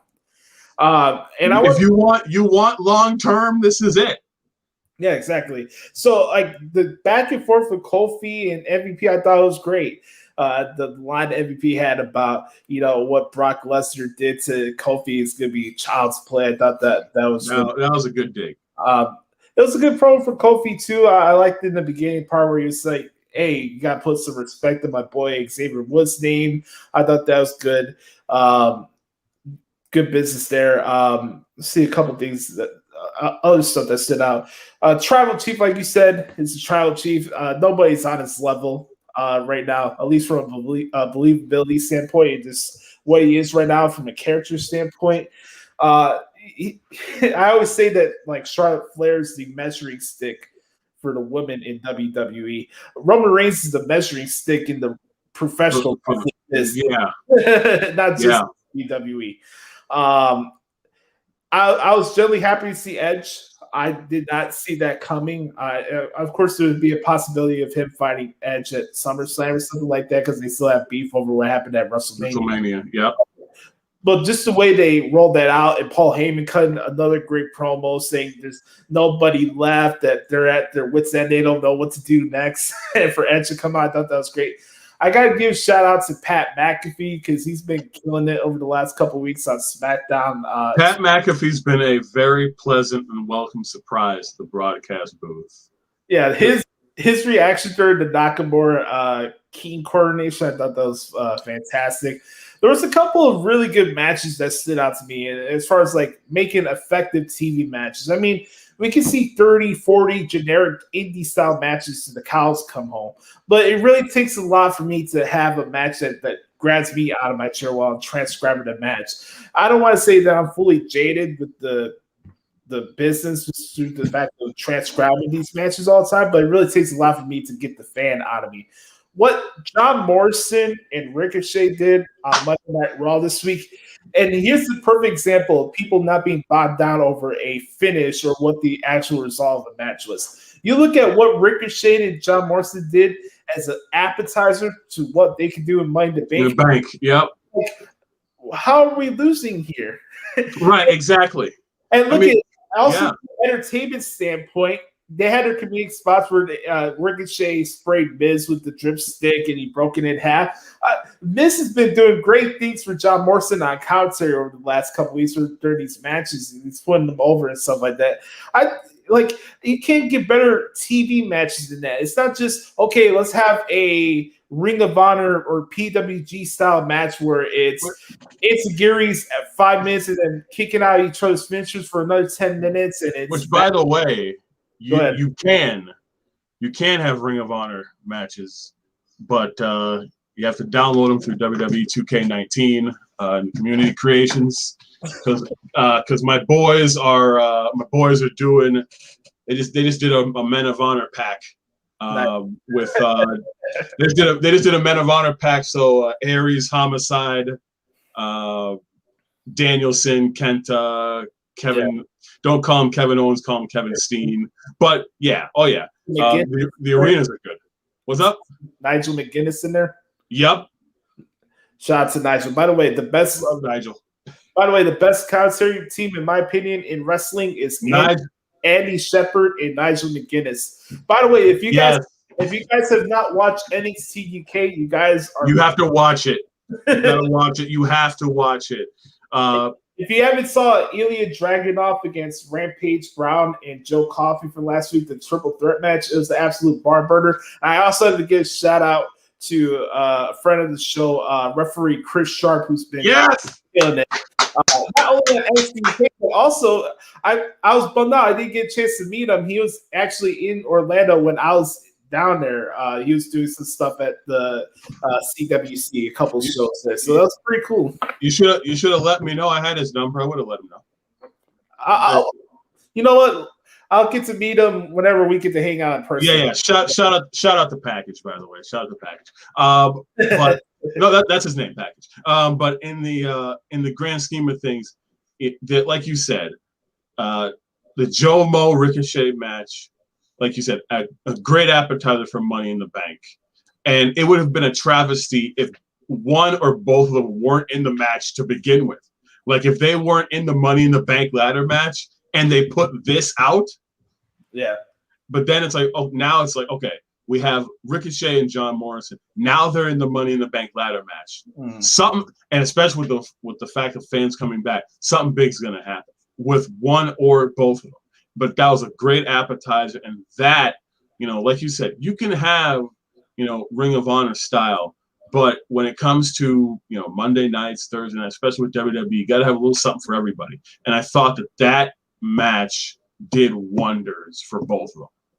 All right, so we got for Money Big, we got Rhea Ripley against Charlotte Flair for the title. We got John Morrison, Ricochet, Matt Riddle, and Drew McIntyre representing Raw. Big E will be representing SmackDown. We'll find out whether it's Kevin Owens or Sami Zayn tomorrow night. Got wonder maybe try to implement a couple other guys in there that haven't been announced. I don't know if he put Seth Rollins in. Maybe. I think Seth Rollins, in my book, I think he just wants a direct line to the Universal Championship. I'll tell you what, since Jey Uso's in his feelings right now, I'll say Jimmy Uso finds a way in the so oh yeah. Jimmy Uso will try to help the family. Which that would be a great story. I mean, he doesn't have to win the championship, but the fact of him winning the Money in the Bank ladder match, or him almost winning the match, and maybe Roman costs him, or his brother Jay costs him the Money in the Bank to protect Roman Reigns, that could work. You want to talk about underrated ladder matches? Let's go back to WrestleMania last year. Kofi Kingston, John Morrison, and Jimmy Uso in the triple threat match for the tag team championship. Yeah, very underrated. Yes, absolutely underrated. So now, of course, we got Bobby Lashley and Kofi Kingston for the WWE title, and Roman Reigns and Edge probably be in the main event show, which rightfully so. That's a rightful call to close out the show. So yeah, rightfully so. Yes, so I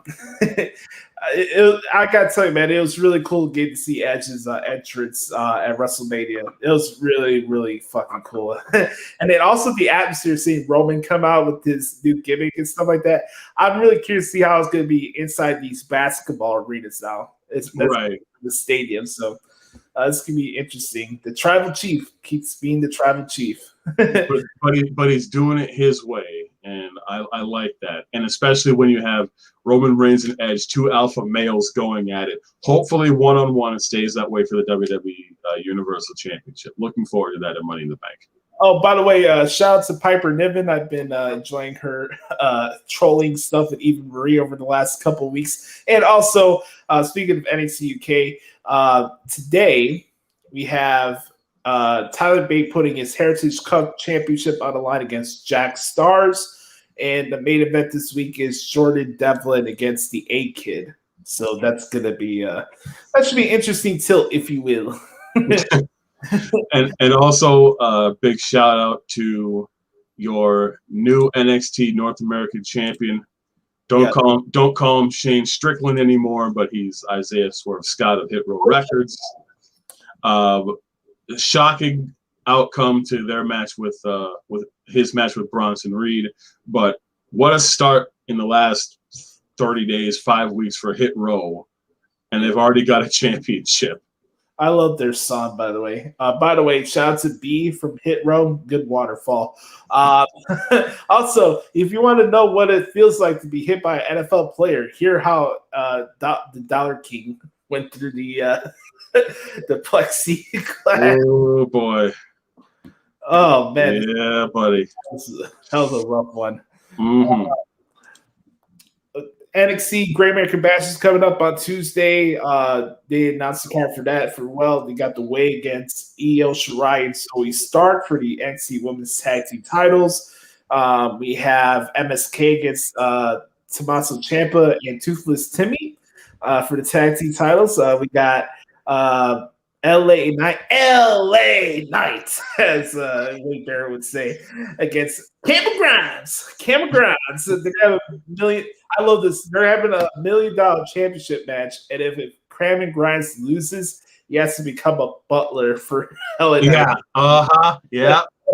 You must be the Virgil to the new $1 million man. Correct. And then we have Adam Cole and Kyle O'Reilly. I think it's probably a good possibility that Adam Cole is probably going to be showing up on Raw or SmackDown following SummerSlam this year. So we'll have to see what goes down.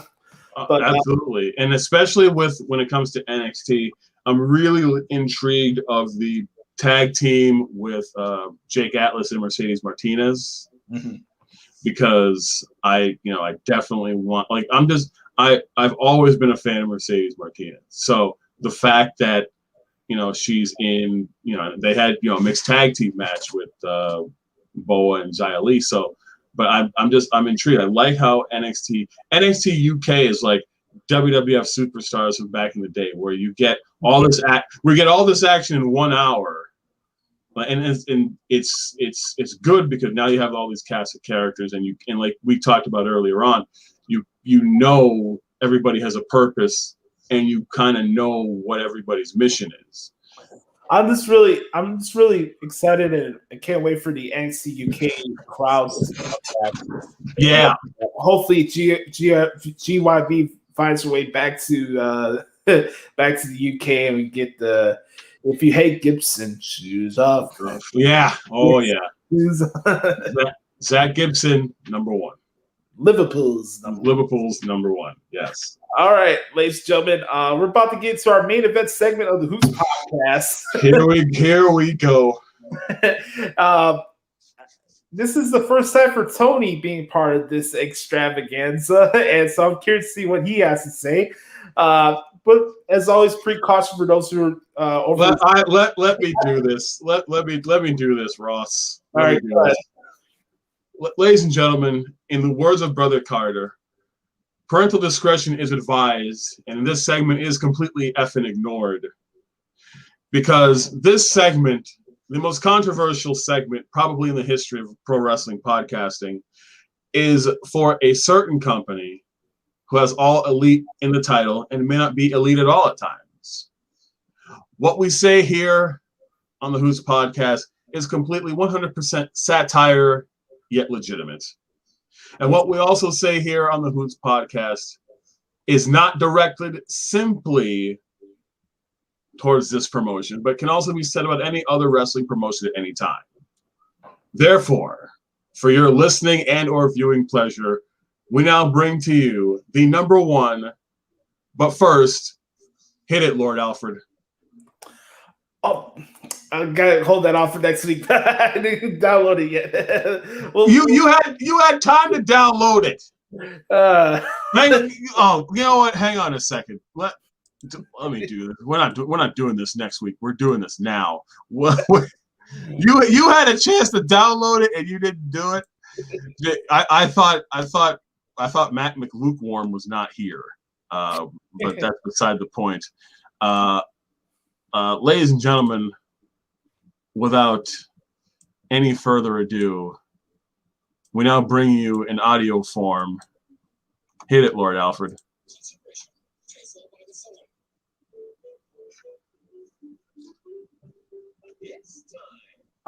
too low.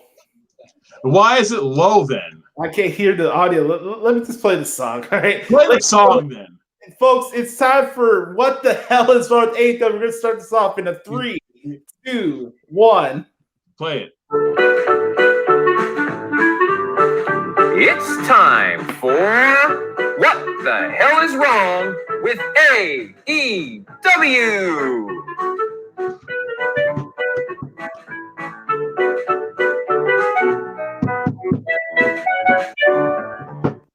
Man, it's music to my ears every time I hear this.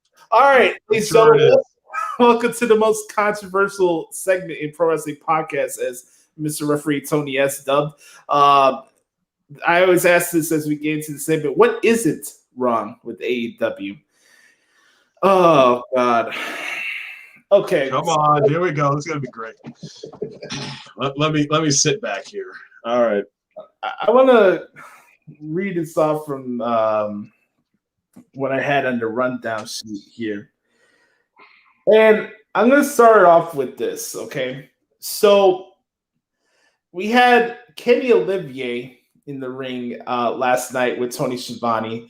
By the way, whoever thought in their right mind they wanted to rip off semi-pro mustaches, the semi-pro movie with Will Ferrell, whoever thought that was a good idea for the Dweeb Bucks and Kenny Olivier yesterday needs to go the fuck home and stay the fuck home, because they looked absolutely ridiculous last night.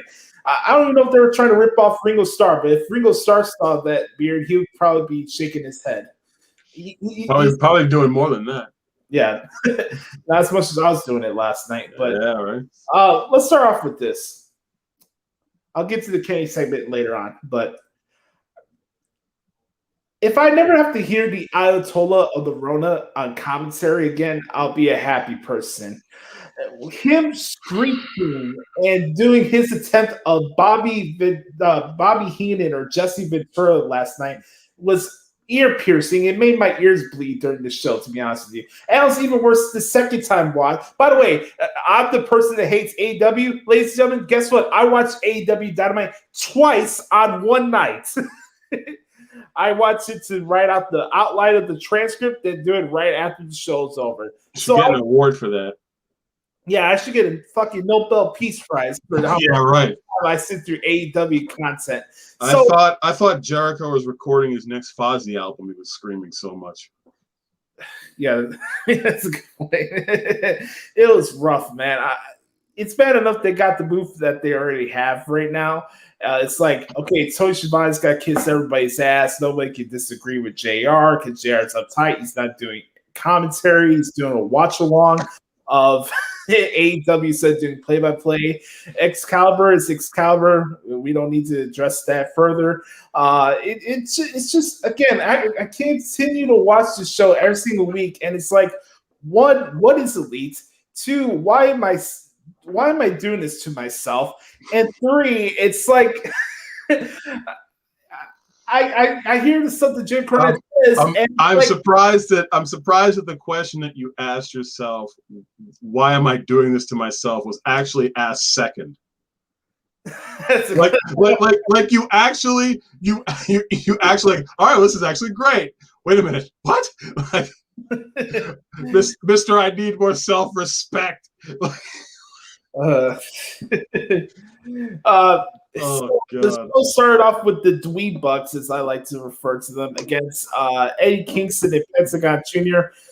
Same old, gazillion spots all over the place. Rick Knox can't tell where his eyesight is supposed to be at any time in the match. It's like one thing to do spots behind the referee's back, but blatantly trying to pretend that he's not seeing what's going on is also kind of off-putting, especially when I find that out or the transcript. I mean, hey, the old Shane McMahon nursery rhyme, which way did he go, lives. So, tag matches are hard enough as it is. The only tag matches are hard enough as it is to referee anyway. It's probably a good 25% harder to referee than any other regular singles match. Well, here's the thing. It's not just from a referee thing. For me, it's like you can't differentiate one Young Bucks match to another, whether they're heels or babyface. They do the same shit all the time. I can't separate one Young Bucks match from another. I don't care if they have fucking stupid-ass bandanas or Nick Jackson has a nose ring or Pie-Face Buck has trying to act like he's a tough guy. And what's with Nick Jackson trying to be the macho man all the time? He's doing this fucking finger thing all the time. I'm like, what is going on here? And I watch this, and it's like Cornette says all the time, they're goddamn cosplayers. God damn it, motherfucker. Cosplaying and fucking ripping off the shit. And it's like, I can't take the Young Bucks seriously, Tony. I'm sorry. I just can't. I can't suspend.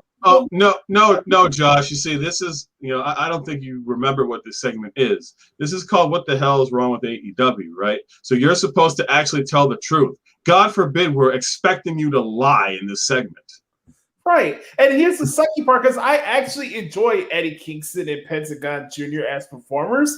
I don't mind them as a tag team. Shocker, ladies and gentlemen, there's a revelation. There's some stuff from AEW I do like. There's some performance on this promotion I do like. Wow. But again, it's so ridiculous. It's a fucking carnival sometimes watching this show. And let's go to the Eddie Kingston promo that everybody's talking about last week. I continue to say this over and over again. You are not going to be an alternative promotion when you have the other promotions living rent-free inside your head. I'm just going to say that right now. You had an awesome match with Jungle Boy and Kenny Omega, and you decided, Ed Kingston, to make it all about WWE. Oh, you're not going to see this match on the other show. You're not going to. The competition doesn't have the same heart as this roster does. Yeah. As Bully Ray said this week, I busted open. Shut the fuck up and stay in your lane. How about that? And this sucks because I love Eddie Kingston as a performer. I got to see him a lot in AAW here in Chicago. That's where I got first introduced to Eddie Kingston, and he's an awesome performer. But him cutting that promo after last week's Dynamite was freaking ridiculous. And I'm glad I had time to mull this over the last couple of weeks, because over the last couple of weeks we've been having these what the hell AEW segments, and I'm talking about stuff from a show that was done like 6 days before the last podcast. So I'm like doing this out of loop, and it's throwing me off, man. Like, I'm glad I have this fresh state of mind where I could release all this shit and not have to wait 5 days later to talk about it. So yeah, Eddie Kingston and Pentagon Jr. defeated the Dweeb Bucks, and they'll have a rematch next week for the tag team titles, which you probably know how that match will end. We found out there was an announcement that we're going to have Pockets and Chris Statlander against the Blade and the Candlestick Maker. That's going to be a mixed tag team match, so that'll be on the card. We also have a South Beach strap match with Mr. Jeff Jarrett and QT Marshall. I'm sorry, we have to say Marshall. It's not QT Marshall. So Cody's got to get his spotlight. So that's going to happen. Surprisingly, we didn't see anything from Cody last night. By the way, shout out to him and Brandy on the birth of their new baby girl, Liberty. Shout out to you guys. See what happened. Oh, we had a random cold match on TV with Jungle Boy Jack Perry and Jack Evans. I feel like they've been having Jack Evans on every AEW show since he had that Twitter beef with Lance Storm a couple weeks ago. Like, I've seen him on Dark and Elevation. Like, I think I've seen Jack Evans 3 times this weekend. One Jack Evans match is good enough for a week's time. So Jungle Boy got his 50th victory. Who gives a shit? He won with the snare trap. And then this is Same thing with AEW every single week after every match. Okay, somebody wins. Here comes a fucking Pier 6 brawl that we can see from New Japan, and they try to rip that off every single week. So out comes the Hardy family office. Here comes old-ass Christian Cage. How about this is for riveting television that they're not going to rip off the WWE? So Christian Cage, the guy who's the biggest acquisition in the history of AEW, right, comes into the promotion, and he's in a feud with Matt fucking Hardy. What are we doing here?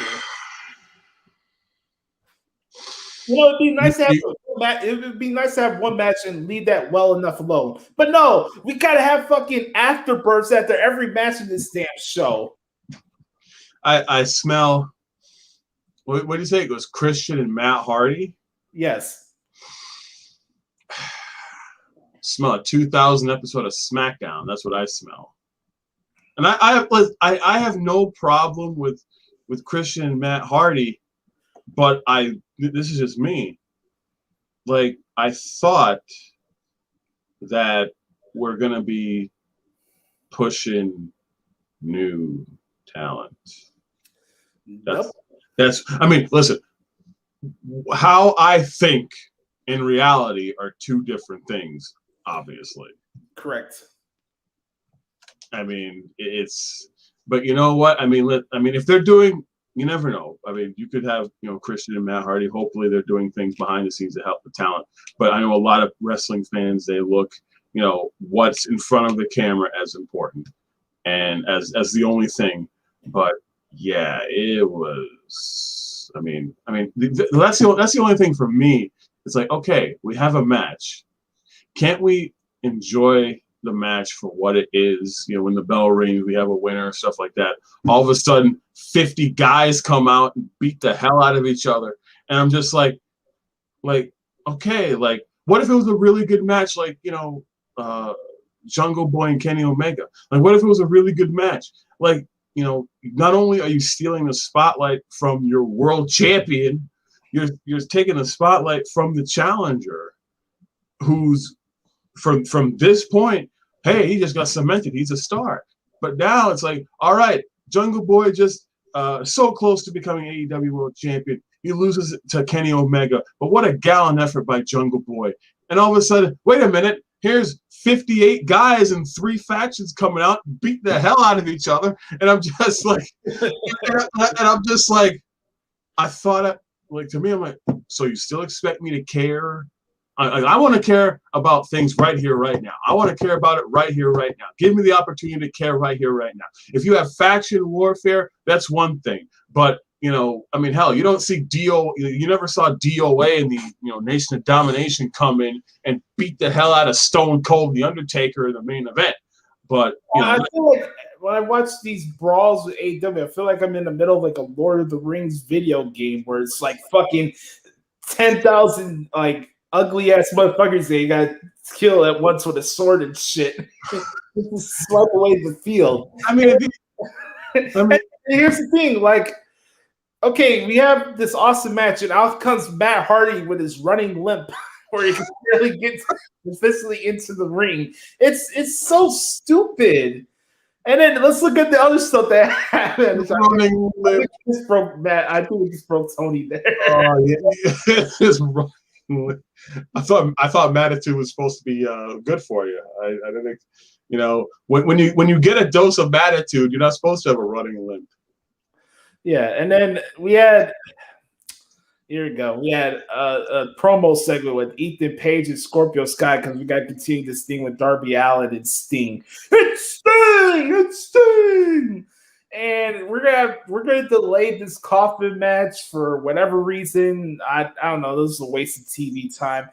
Speaking of waste of TV time and segments, how about this? We had Kenny Olivier in the ring getting interviewed by Tony Schiavone. Out comes the Dark Order. Yes, the Dark Order going to come out and try to pitch their case as to why Hangman Page should be the one to go against Kenny Olivier. Kenny Olivier said, like, hey, I can't take a Kenny Olivier promo seriously if my life depended on it. Like, You're putting a good effort, though. I'll try. I'm trying. I'm Yeah. really trying. And then Kenny Omega saying, I'm going to take some time off from AEW and defense and stuff and other promotions and stuff like that. And then they go in the soliloquy with him and Evo and Pizzerino Uno, and they're going back and forth about trying to insinuate that Hangman Page should get the title shot. Like, we haven't been trying to say that for the last fucking year and a half, that Hangman Page should go after this dude. So, yeah, we're just sketched out, and these two will fight probably at All Out. And whatever. Like, I like Hangman Page, but again, you're having a promo battle with Kenny Olivier and Pizzerino Uno is not going to get me enticed into a world title feud. I'm sorry. I just can't do it. So, Kenny Omega as AEW World Champion is going to take time off and defend his championship for other promotions. Correct. So, in storyline, if that was the case, then what was the point of the whole championship for championship match at Rebellion to begin with? There wasn't. Right. So, you're just going to have him defend, listen, in my book, the biggest thing that they could have, the biggest mistake in my opinion, because now you technically left Impact without a world champion. Correct. And now not only are you going to leave Impact without a world champion, you're going to take time off, which means your home company, your home base will be left without a world champion, meaning that when you're gone, the TNT championship will be the main focus as far as a prize in the company. Miro! Which also means that, so what's going to happen? Because does that mean that when the world champion, when the AEW world champion is taking time off, what happens to the world championship rankings? Do those become null and void because the champion is now out of action? And since there's no champion, then does that mean that there's no rightful challengers to become the champion? But then again, wait a minute. So what are we going to do? Is the ranking system going to, because people are going to keep racking up victories. So does that mean that, no, we have to keep our rankings intact. So that means on July 1st, our number one contender for the AEW World Championship would be, well, look at that. So the number one contender would be Adam Hangman Page. So is Kenny taking time off as a way to not defend the title against Adam Hangman Page? Mm-hmm. And if that's the case, how are they going to weave that into a believable story for everybody? I don't know. I mean, if we're gonna have a gazillion brawls with the Dark Order and the Goof Brothers, I don't know how we're gonna get there. I'm sorry. I know the show's called the Hoots Podcast, and we got it from them. But honestly, ever since Anderson and Gals have left WWE, they've been goofs. They've been goofs on Impact. They've been goofs in AEW. So we're going to have this awesome six-man tag. It's going to be the Goof Brothers and Brandon Cutlet against Evil Uno, Stu Grayson, and Hangman Page on Dark, probably, or Elevation. Who knows? And folks, by the way, what I said was not negative, it's a fact. Hell, add number 5 and Michael Nakazawa so you can make it an 8-man tag at this point, Yeah. We were basically not that way anyway. So we had Miro. He retained yesterday against Brian Pillman Jr. Yep. I thought the match was pretty decent. Here's my positive part of the segment. This is my favorite match of the show. No, actually the main event was, but this match I thought was really good. Wasn't too much shenanigans. Kind of some sloppy stuff on the outside, but that's par for the course for Mrs. Personality herself. Oh boy. For this match, but that's nothing new. man, she's really gonna really pat herself on the shoulder once these video games come out. She's gonna be unbearable, man. She's gonna put herself over to the cows come home, man. It's gonna be rough. So, but that match I thought was pretty good. All I'm saying is a video game. First of all, I like to say I have not said not one thing negative about AEW. Let me just point that clear. And number two, that video game better be good. As somebody who is a video game connoisseur of wrestling, that video game better be good. That video game better be damn good. Better be elite, pal. Yeah, yeah, pal. The only thing I'll say about that match, because I'm a big fan of Brian Pillman Jr.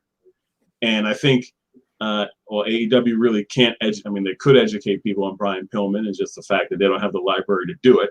The only thing about Miro is I would like a different finishing maneuver from Miro. I think anything that ties him to WWE, I think it would just be better for Miro with a different, more high impact finishing move rather than just the camel clutch all the time. I think just something a little bit better than that. Game over. Yeah. Tony, I can't take Miro seriously as the TNT champion. I mean, Pockets should be the TNT champion right now. Hell, Pockets beat Miro in a damn arcade video game match. I just can't let that go. So don't go off your stupid wannabe power rankings and your wins and losses because they don't mean shit either. Yeah. So here's a couple other things before we wrap this up. We had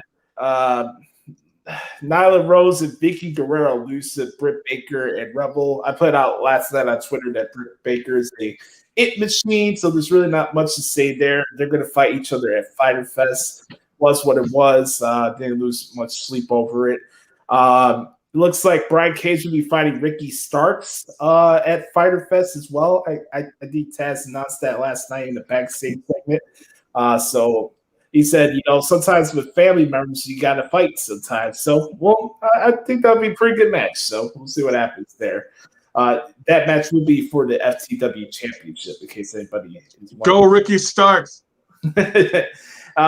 Tony, before we get to the main event, is there anything from AEW last night that you liked or didn't like? Well, anything that I said, either I liked or I didn't like, I pretty much already said it. Like I said, it's just little tweaks here and there. I just like WWE, just like any kind of professional wrestling, I appreciate it for what it is and what it brings to the table. Obviously, I would never. There's things that I would not do, and others have done. That's beside the point. But you know what? Let's talk about the MAIN event. Let's talk about it. Let's talk about MJF and Sammy Guevara and the blatant outside ruining the match interference of Sean Spears, Wardlow, and Gordon Soley Jr., Chris Jericho. Now, I thought the main event up to that point, I thought was solid up to that point. And then Sean Spears comes out, and then Jericho, who didn't have to leave the broadcast position, leaves the broadcast position, gets himself ambushed by Wardlow in a half-hearted attempt to throw him off the stage. And somehow Jericho gets busted open from that, which nothing led him to get busted open from. That's a different story for another time. And then, in my book, the tombstone off the middle rope should have ended it. Correct. Yes. That was just me. I mean, granted, Sammy Guevara, he does the springboard somersault plancha into the second row. Cool. I got no problem with that. Continued the match. MJF, great crowd engagement, but the tombstone should have been the end of it. Correct. I don't think that it needed, outside interference. Jericho busted open. I didn't need that. It didn't need a chair shot from Shawn Spears. It didn't need that. And also, I did not understand, since there was really nothing happening in the ring that would have diverted the referee's attention, then in my book, because Jericho and Wardlow had nothing to do with the match in the ring. Yeah. So why would the official be looking at, why would Wardlow be getting the attention of the referee? Now if Shawn Spears, if Wardlow and Jericho were ringside, that'd be different, or something like that. Mm-hmm. And then maybe Shawn Spears could do something in the ring with the chair. That's what I thought would have happened different. But the match was good, but I wouldn't have done the ending. The ending wasn't needed for that. Yeah. And here's my thing, Tony. Like, I like the match layout. I enjoyed it for the most part. I always say that for me, MJF's, if you want to pinpoint what's actually elite for this promotion, MJF is that for me from a heel standpoint. I don't care what people say. And I was thinking during the match, it was the match when it was during the point where MJF was going to pile drive or power bomb Sammy Guevara on the floor, and Sammy Guevara reversed it into a back body drop. Mm-hmm. And I was thinking about it, and I'm like, I don't know why, but I was just thinking, I'm like, MJF is so much better on his own. That's what I was like, MJF is his own entity. Like, he doesn't, like in my book, he doesn't need the Pinnacle, he doesn't need FTR, he doesn't need Tully. But like MJF is his own deal. Like MJF could carry his own, and that's what I was thinking. Like in that spot, I'm like, MJF, by himself could do it. Let me go back to the match real quick. I think I like the Avalanche tombstone. I thought that was cool. I do agree that should be it. I think they try to overcompensate sometimes with the false finishes sometimes. Again, commentary really was almost got to the point where it ruined the match for me. Just the screaming and JR trying to fit his lines and start him trying to do play-by-play. The Spanish fly that Sammy Guevara did was pretty nice.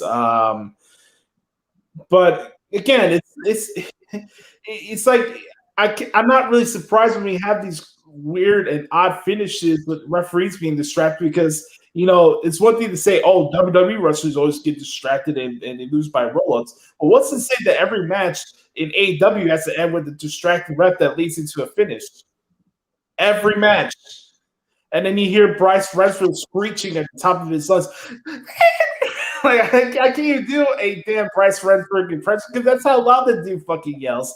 And like you said, how is it that Wardlow is getting Redford's attention that much? So let me add on to this. If Chris Jericho is going to be acting like a little 6-year-old girl over Shotzi Blackheart laughing at his My Pillow fall from the Blood and Guts match, I wonder what he's going to feel this week for the fucking fall he tumbled to the floor and he suddenly got busted open with. That's what didn't make sense to me.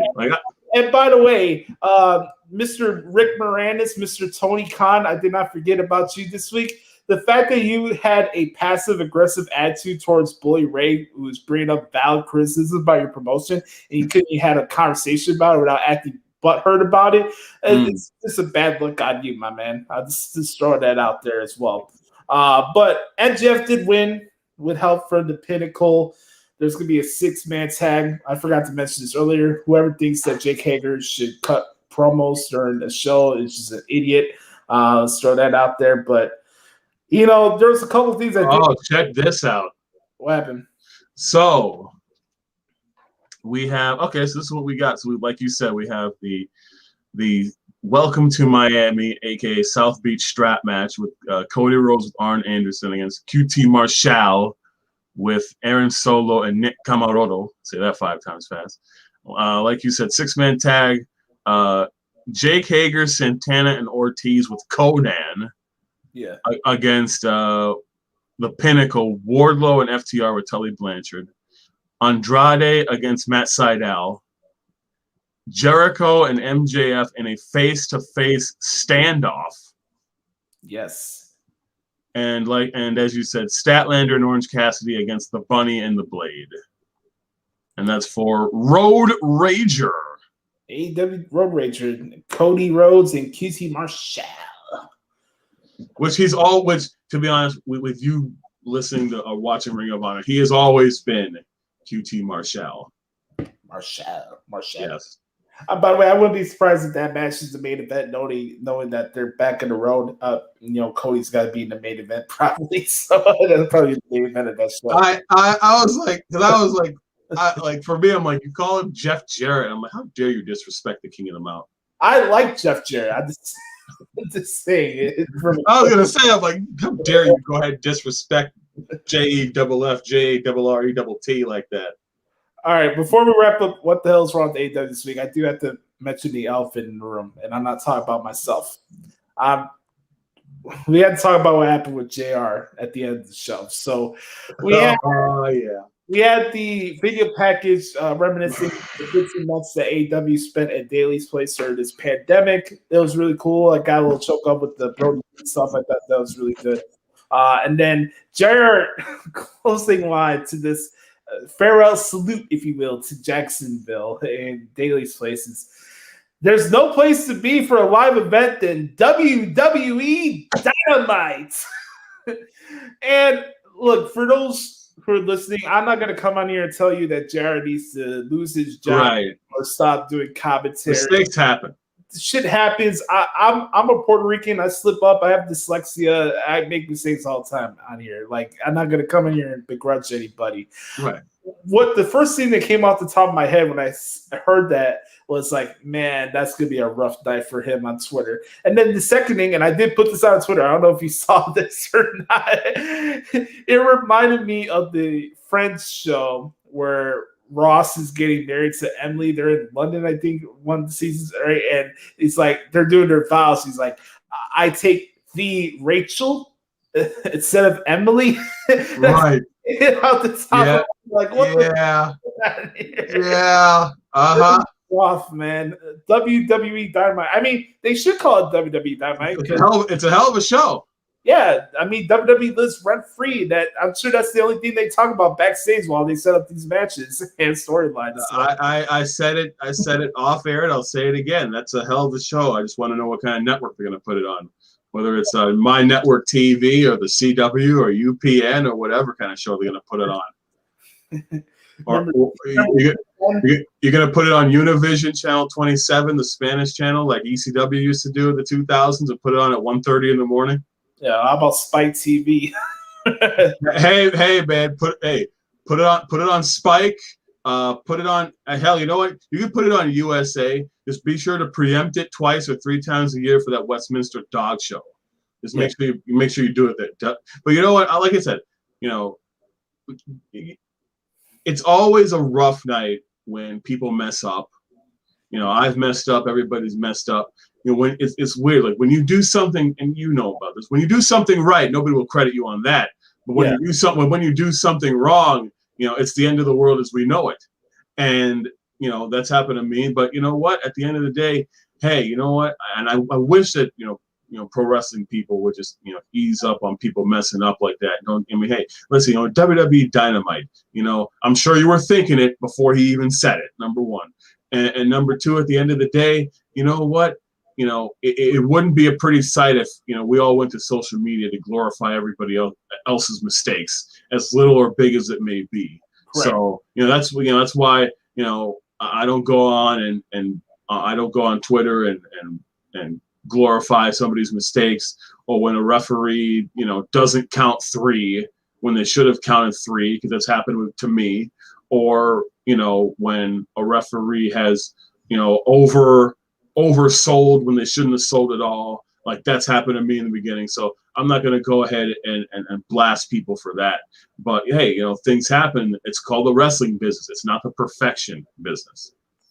The sucky thing is the timing of it. You know, you're about your show right as you're going back on the road. Hey, come see WWE Dynamite. And it's the last thing that people hear before they, you know, either AEW fans watching for the first time, or it's the last thing that they see before they go off air. And it's just like, really? We have a like, really? Like, people go on Twitter, they did it, they bought him. Like, you know, it's like, is this March 26th again? yeah, exactly. He's like, Shane? Is Shane gonna come out here? It's like all of a sudden, like, I mean, we are in Florida, and they're in Jacksonville. It wasn't Panama City Beach, so you know the little connection there. The set's kind of the the video and stuff like that. I mean, Sting was at the last Nitro, so the Jerk. Hey, similarities. I mean, oh man, I'm gonna get in trouble with this. I mean, you're in Florida. You're bound to have some mental slip-ups. Hey, hey. Really quick. I love JR. JR is the reason I got into this in the first place. I said it earlier to show JR is the reason why I want to be a wrestling commentator. I'm not going to come on here and shit on the guy.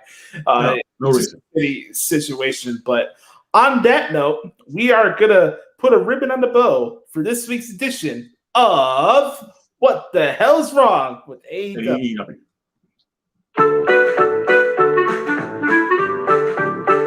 This has been What the Hell is Wrong with AEW. Paid for by the Wrestling and Circle newsletter and Fightful.com behind the paywall. Okay. There better be some kind of service with that. Yes. Sean Rossat. Yes. Yeah. All right, ladies and gentlemen, I want to thank you guys so much for hanging with us today. A fun edition, a little longer edition of the show, but we had a fun time nonetheless. I want to make sure to express my thanks to Tony for coming out and hang out with me in the co-host position this week. I appreciate you, brother. Where can people find you on social media, my man? Well, let's see. I'll make this short, sweet. You can follow me on Twitter, on Instagram at Referee Tony S, Facebook as well. There's only one, and if there's any other ones that want to be Referee Tony S, please report them because there's only one, and that is me. You can, for serious booking inquiries, you can email me at whether it's podcast interviews or professional wrestling referee inquiries. You can email me at refereetonyS@gmail.com. I do co-host the TBD Wrestling podcast whenever Matt McCool feels like it, when he's not corporate enough. We will be returning very soon. Looking forward to getting back in the podcast game wherever it may be. Show dates. Hello. Show dates. I have it here on my screen. Just did a live event with Atlantic Pro Wrestling up in Massachusetts. They just had their first live event on Fight. They're going to be coming back on Fight with Summer Dreams on the 24th of July, 3 weeks from this Saturday. I will not be there, but I want to plug them anyway. You can check them out at AtlanticProWrestling.com. Anybody in the Mass area, or you can check them out for tickets, or you can check them out on Fight for $12.99. My next live events, 1 week from tomorrow, I will be at Lucky Pro Wrestling for Reignited in Hudson, Massachusetts. LuckyProWrestling.com. There's still a few tickets left. We're going to have Alicia Edwards from Impact Wrestling, Hernandez from Impact Wrestling, and they're going to be there, as well as New England's top talent. I'm going to be there, but I don't necessarily define myself as top talent. That's Christian Casanova or Carmelo Hayes. You can check them out at LuckyProWrestling.com July 9th for Reignited. I will also be from the 22nd to the 25th of July in the Charlotte, North Carolina area. I will also be at the Gathering 2. It's going to be a wrestling convention, 3 or 4 days, wrestling convention down at the Charlotte area near the Hilton Hotel. There's going to be meet and greet, super tickets, Q&A session, barbecue, a whole bunch of events down there for you to check that out if you're in the Charlotte area. Is the 22nd through the 25th. I will be there as part of the staff. I'm hoping to nudge, wink, wink, get on the live events as well, considering that I did the artwork for it. They just added Rachel Ellering. She's going to be there. A lot of 80s talent, but also a lot of current talents too. Rachel Ellery is going to be there. Yeah. They just announced within the past week that Camille is going to be there to defend her NWA Women's Championship there. And they also have Nick Aldis and Trevor Murdoch for the NWA World Title. That's going to be there as well at the gathering. You can check them out. Autograph, meet and greet, barbecue, Eric Bischoff, Ted DiBiase, Mick Foley, a lot of 80s, 90s, current talents, Hall of Fame is going to be there. You can definitely check them out. Mick Foley just got added. So check them out at tmarkpromotions.com if you want to get your tickets or learn more about it. July 31st, thanks to the ECWA, I will be part of the ECWA Women's Super 8 tournament on July 31st. Ashley Gamboys, who you saw in AEW, Tina San Antonio, Gabby Ortiz, Erica Lee, 8 of the top women's wrestlers. They're going to compete in tournament format. There's also going to be a triple threat match for the ECWA Heavyweight Championship, and they just made an announcement that the winner of the, if you follow IWTV, the winner of the IWTV, the Independent Wrestling Championship match between Willow Nightingale and Wheeler Yuta, because Wheeler Yuta is the champion. Whoever wins that match will face the winner of the Men's Super 8, Killian McMurphy, for the Independent Wrestling Championship at the Super 8. So there's going to be 8, if not 9 matches there. Myself and ECW's John Finnegan will be there calling the action. So you can check them out at ecwawrestling.com. That will be streamed on Independent Wrestling Television. You can check them out as well. But for more information, check out the respective promotions. More booking inquiries, like I said, referee Tony S at gmail.com. And serious inquiries, please. I do appreciate that. But I'll be definitely doing more. And looking forward to seeing every one of you out at live events in the future.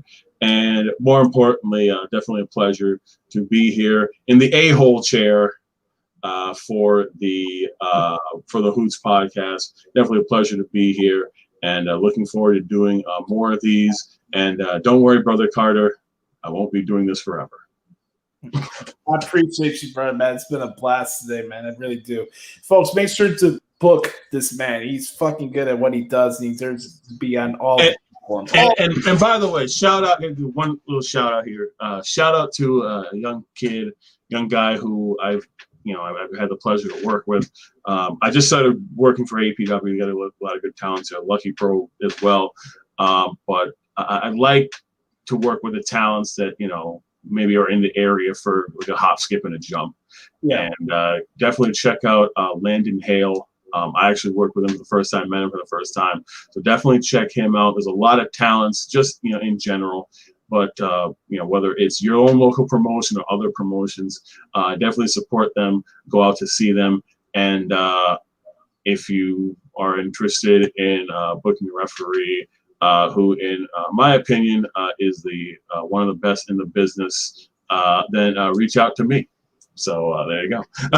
but definitely a pleasure to be here to do this, and looking forward to doing more of it, and I greatly appreciate it. Folks, you can follow me at Twitter at Josh Lopez Media. Make sure to spam Twitter and let's get this hashtag free to Hoosebox going. Yeah, seriously. It's ridiculous. I should not be suspended for 5 months or something I did do wrong. Make sure to follow me on Instagram at JoshieLopez94, at Joshie Lopez Music if you want to see me do guitar covers, and Bookmark ProWrestlingTransfers.com. I don't think I have any shows to cover this weekend. I do have a New Japan show to do in the morning. But besides that, make sure to check out all the articles that I am doing. And the world of professional wrestling doesn't stop. MLW is going to come back to work next week in Philadelphia for their TV taping. So I'll be excited for that as well. And Slammiversary is around the corner. Money in the Bank it's a good time to be a wrestling fan. So make sure you enjoy the business for what it is right now. So for Mr. Referee Tony S., I'm the nefarious brother Adam. Thank you guys so much for checking out episode 264 of the Hoots podcast. Remember, folks, be the authentic product that is yourself. And remember, you dictate the pace of your life, nobody else. For Tony, I'm Joshie. We'll talk to you later. Peace.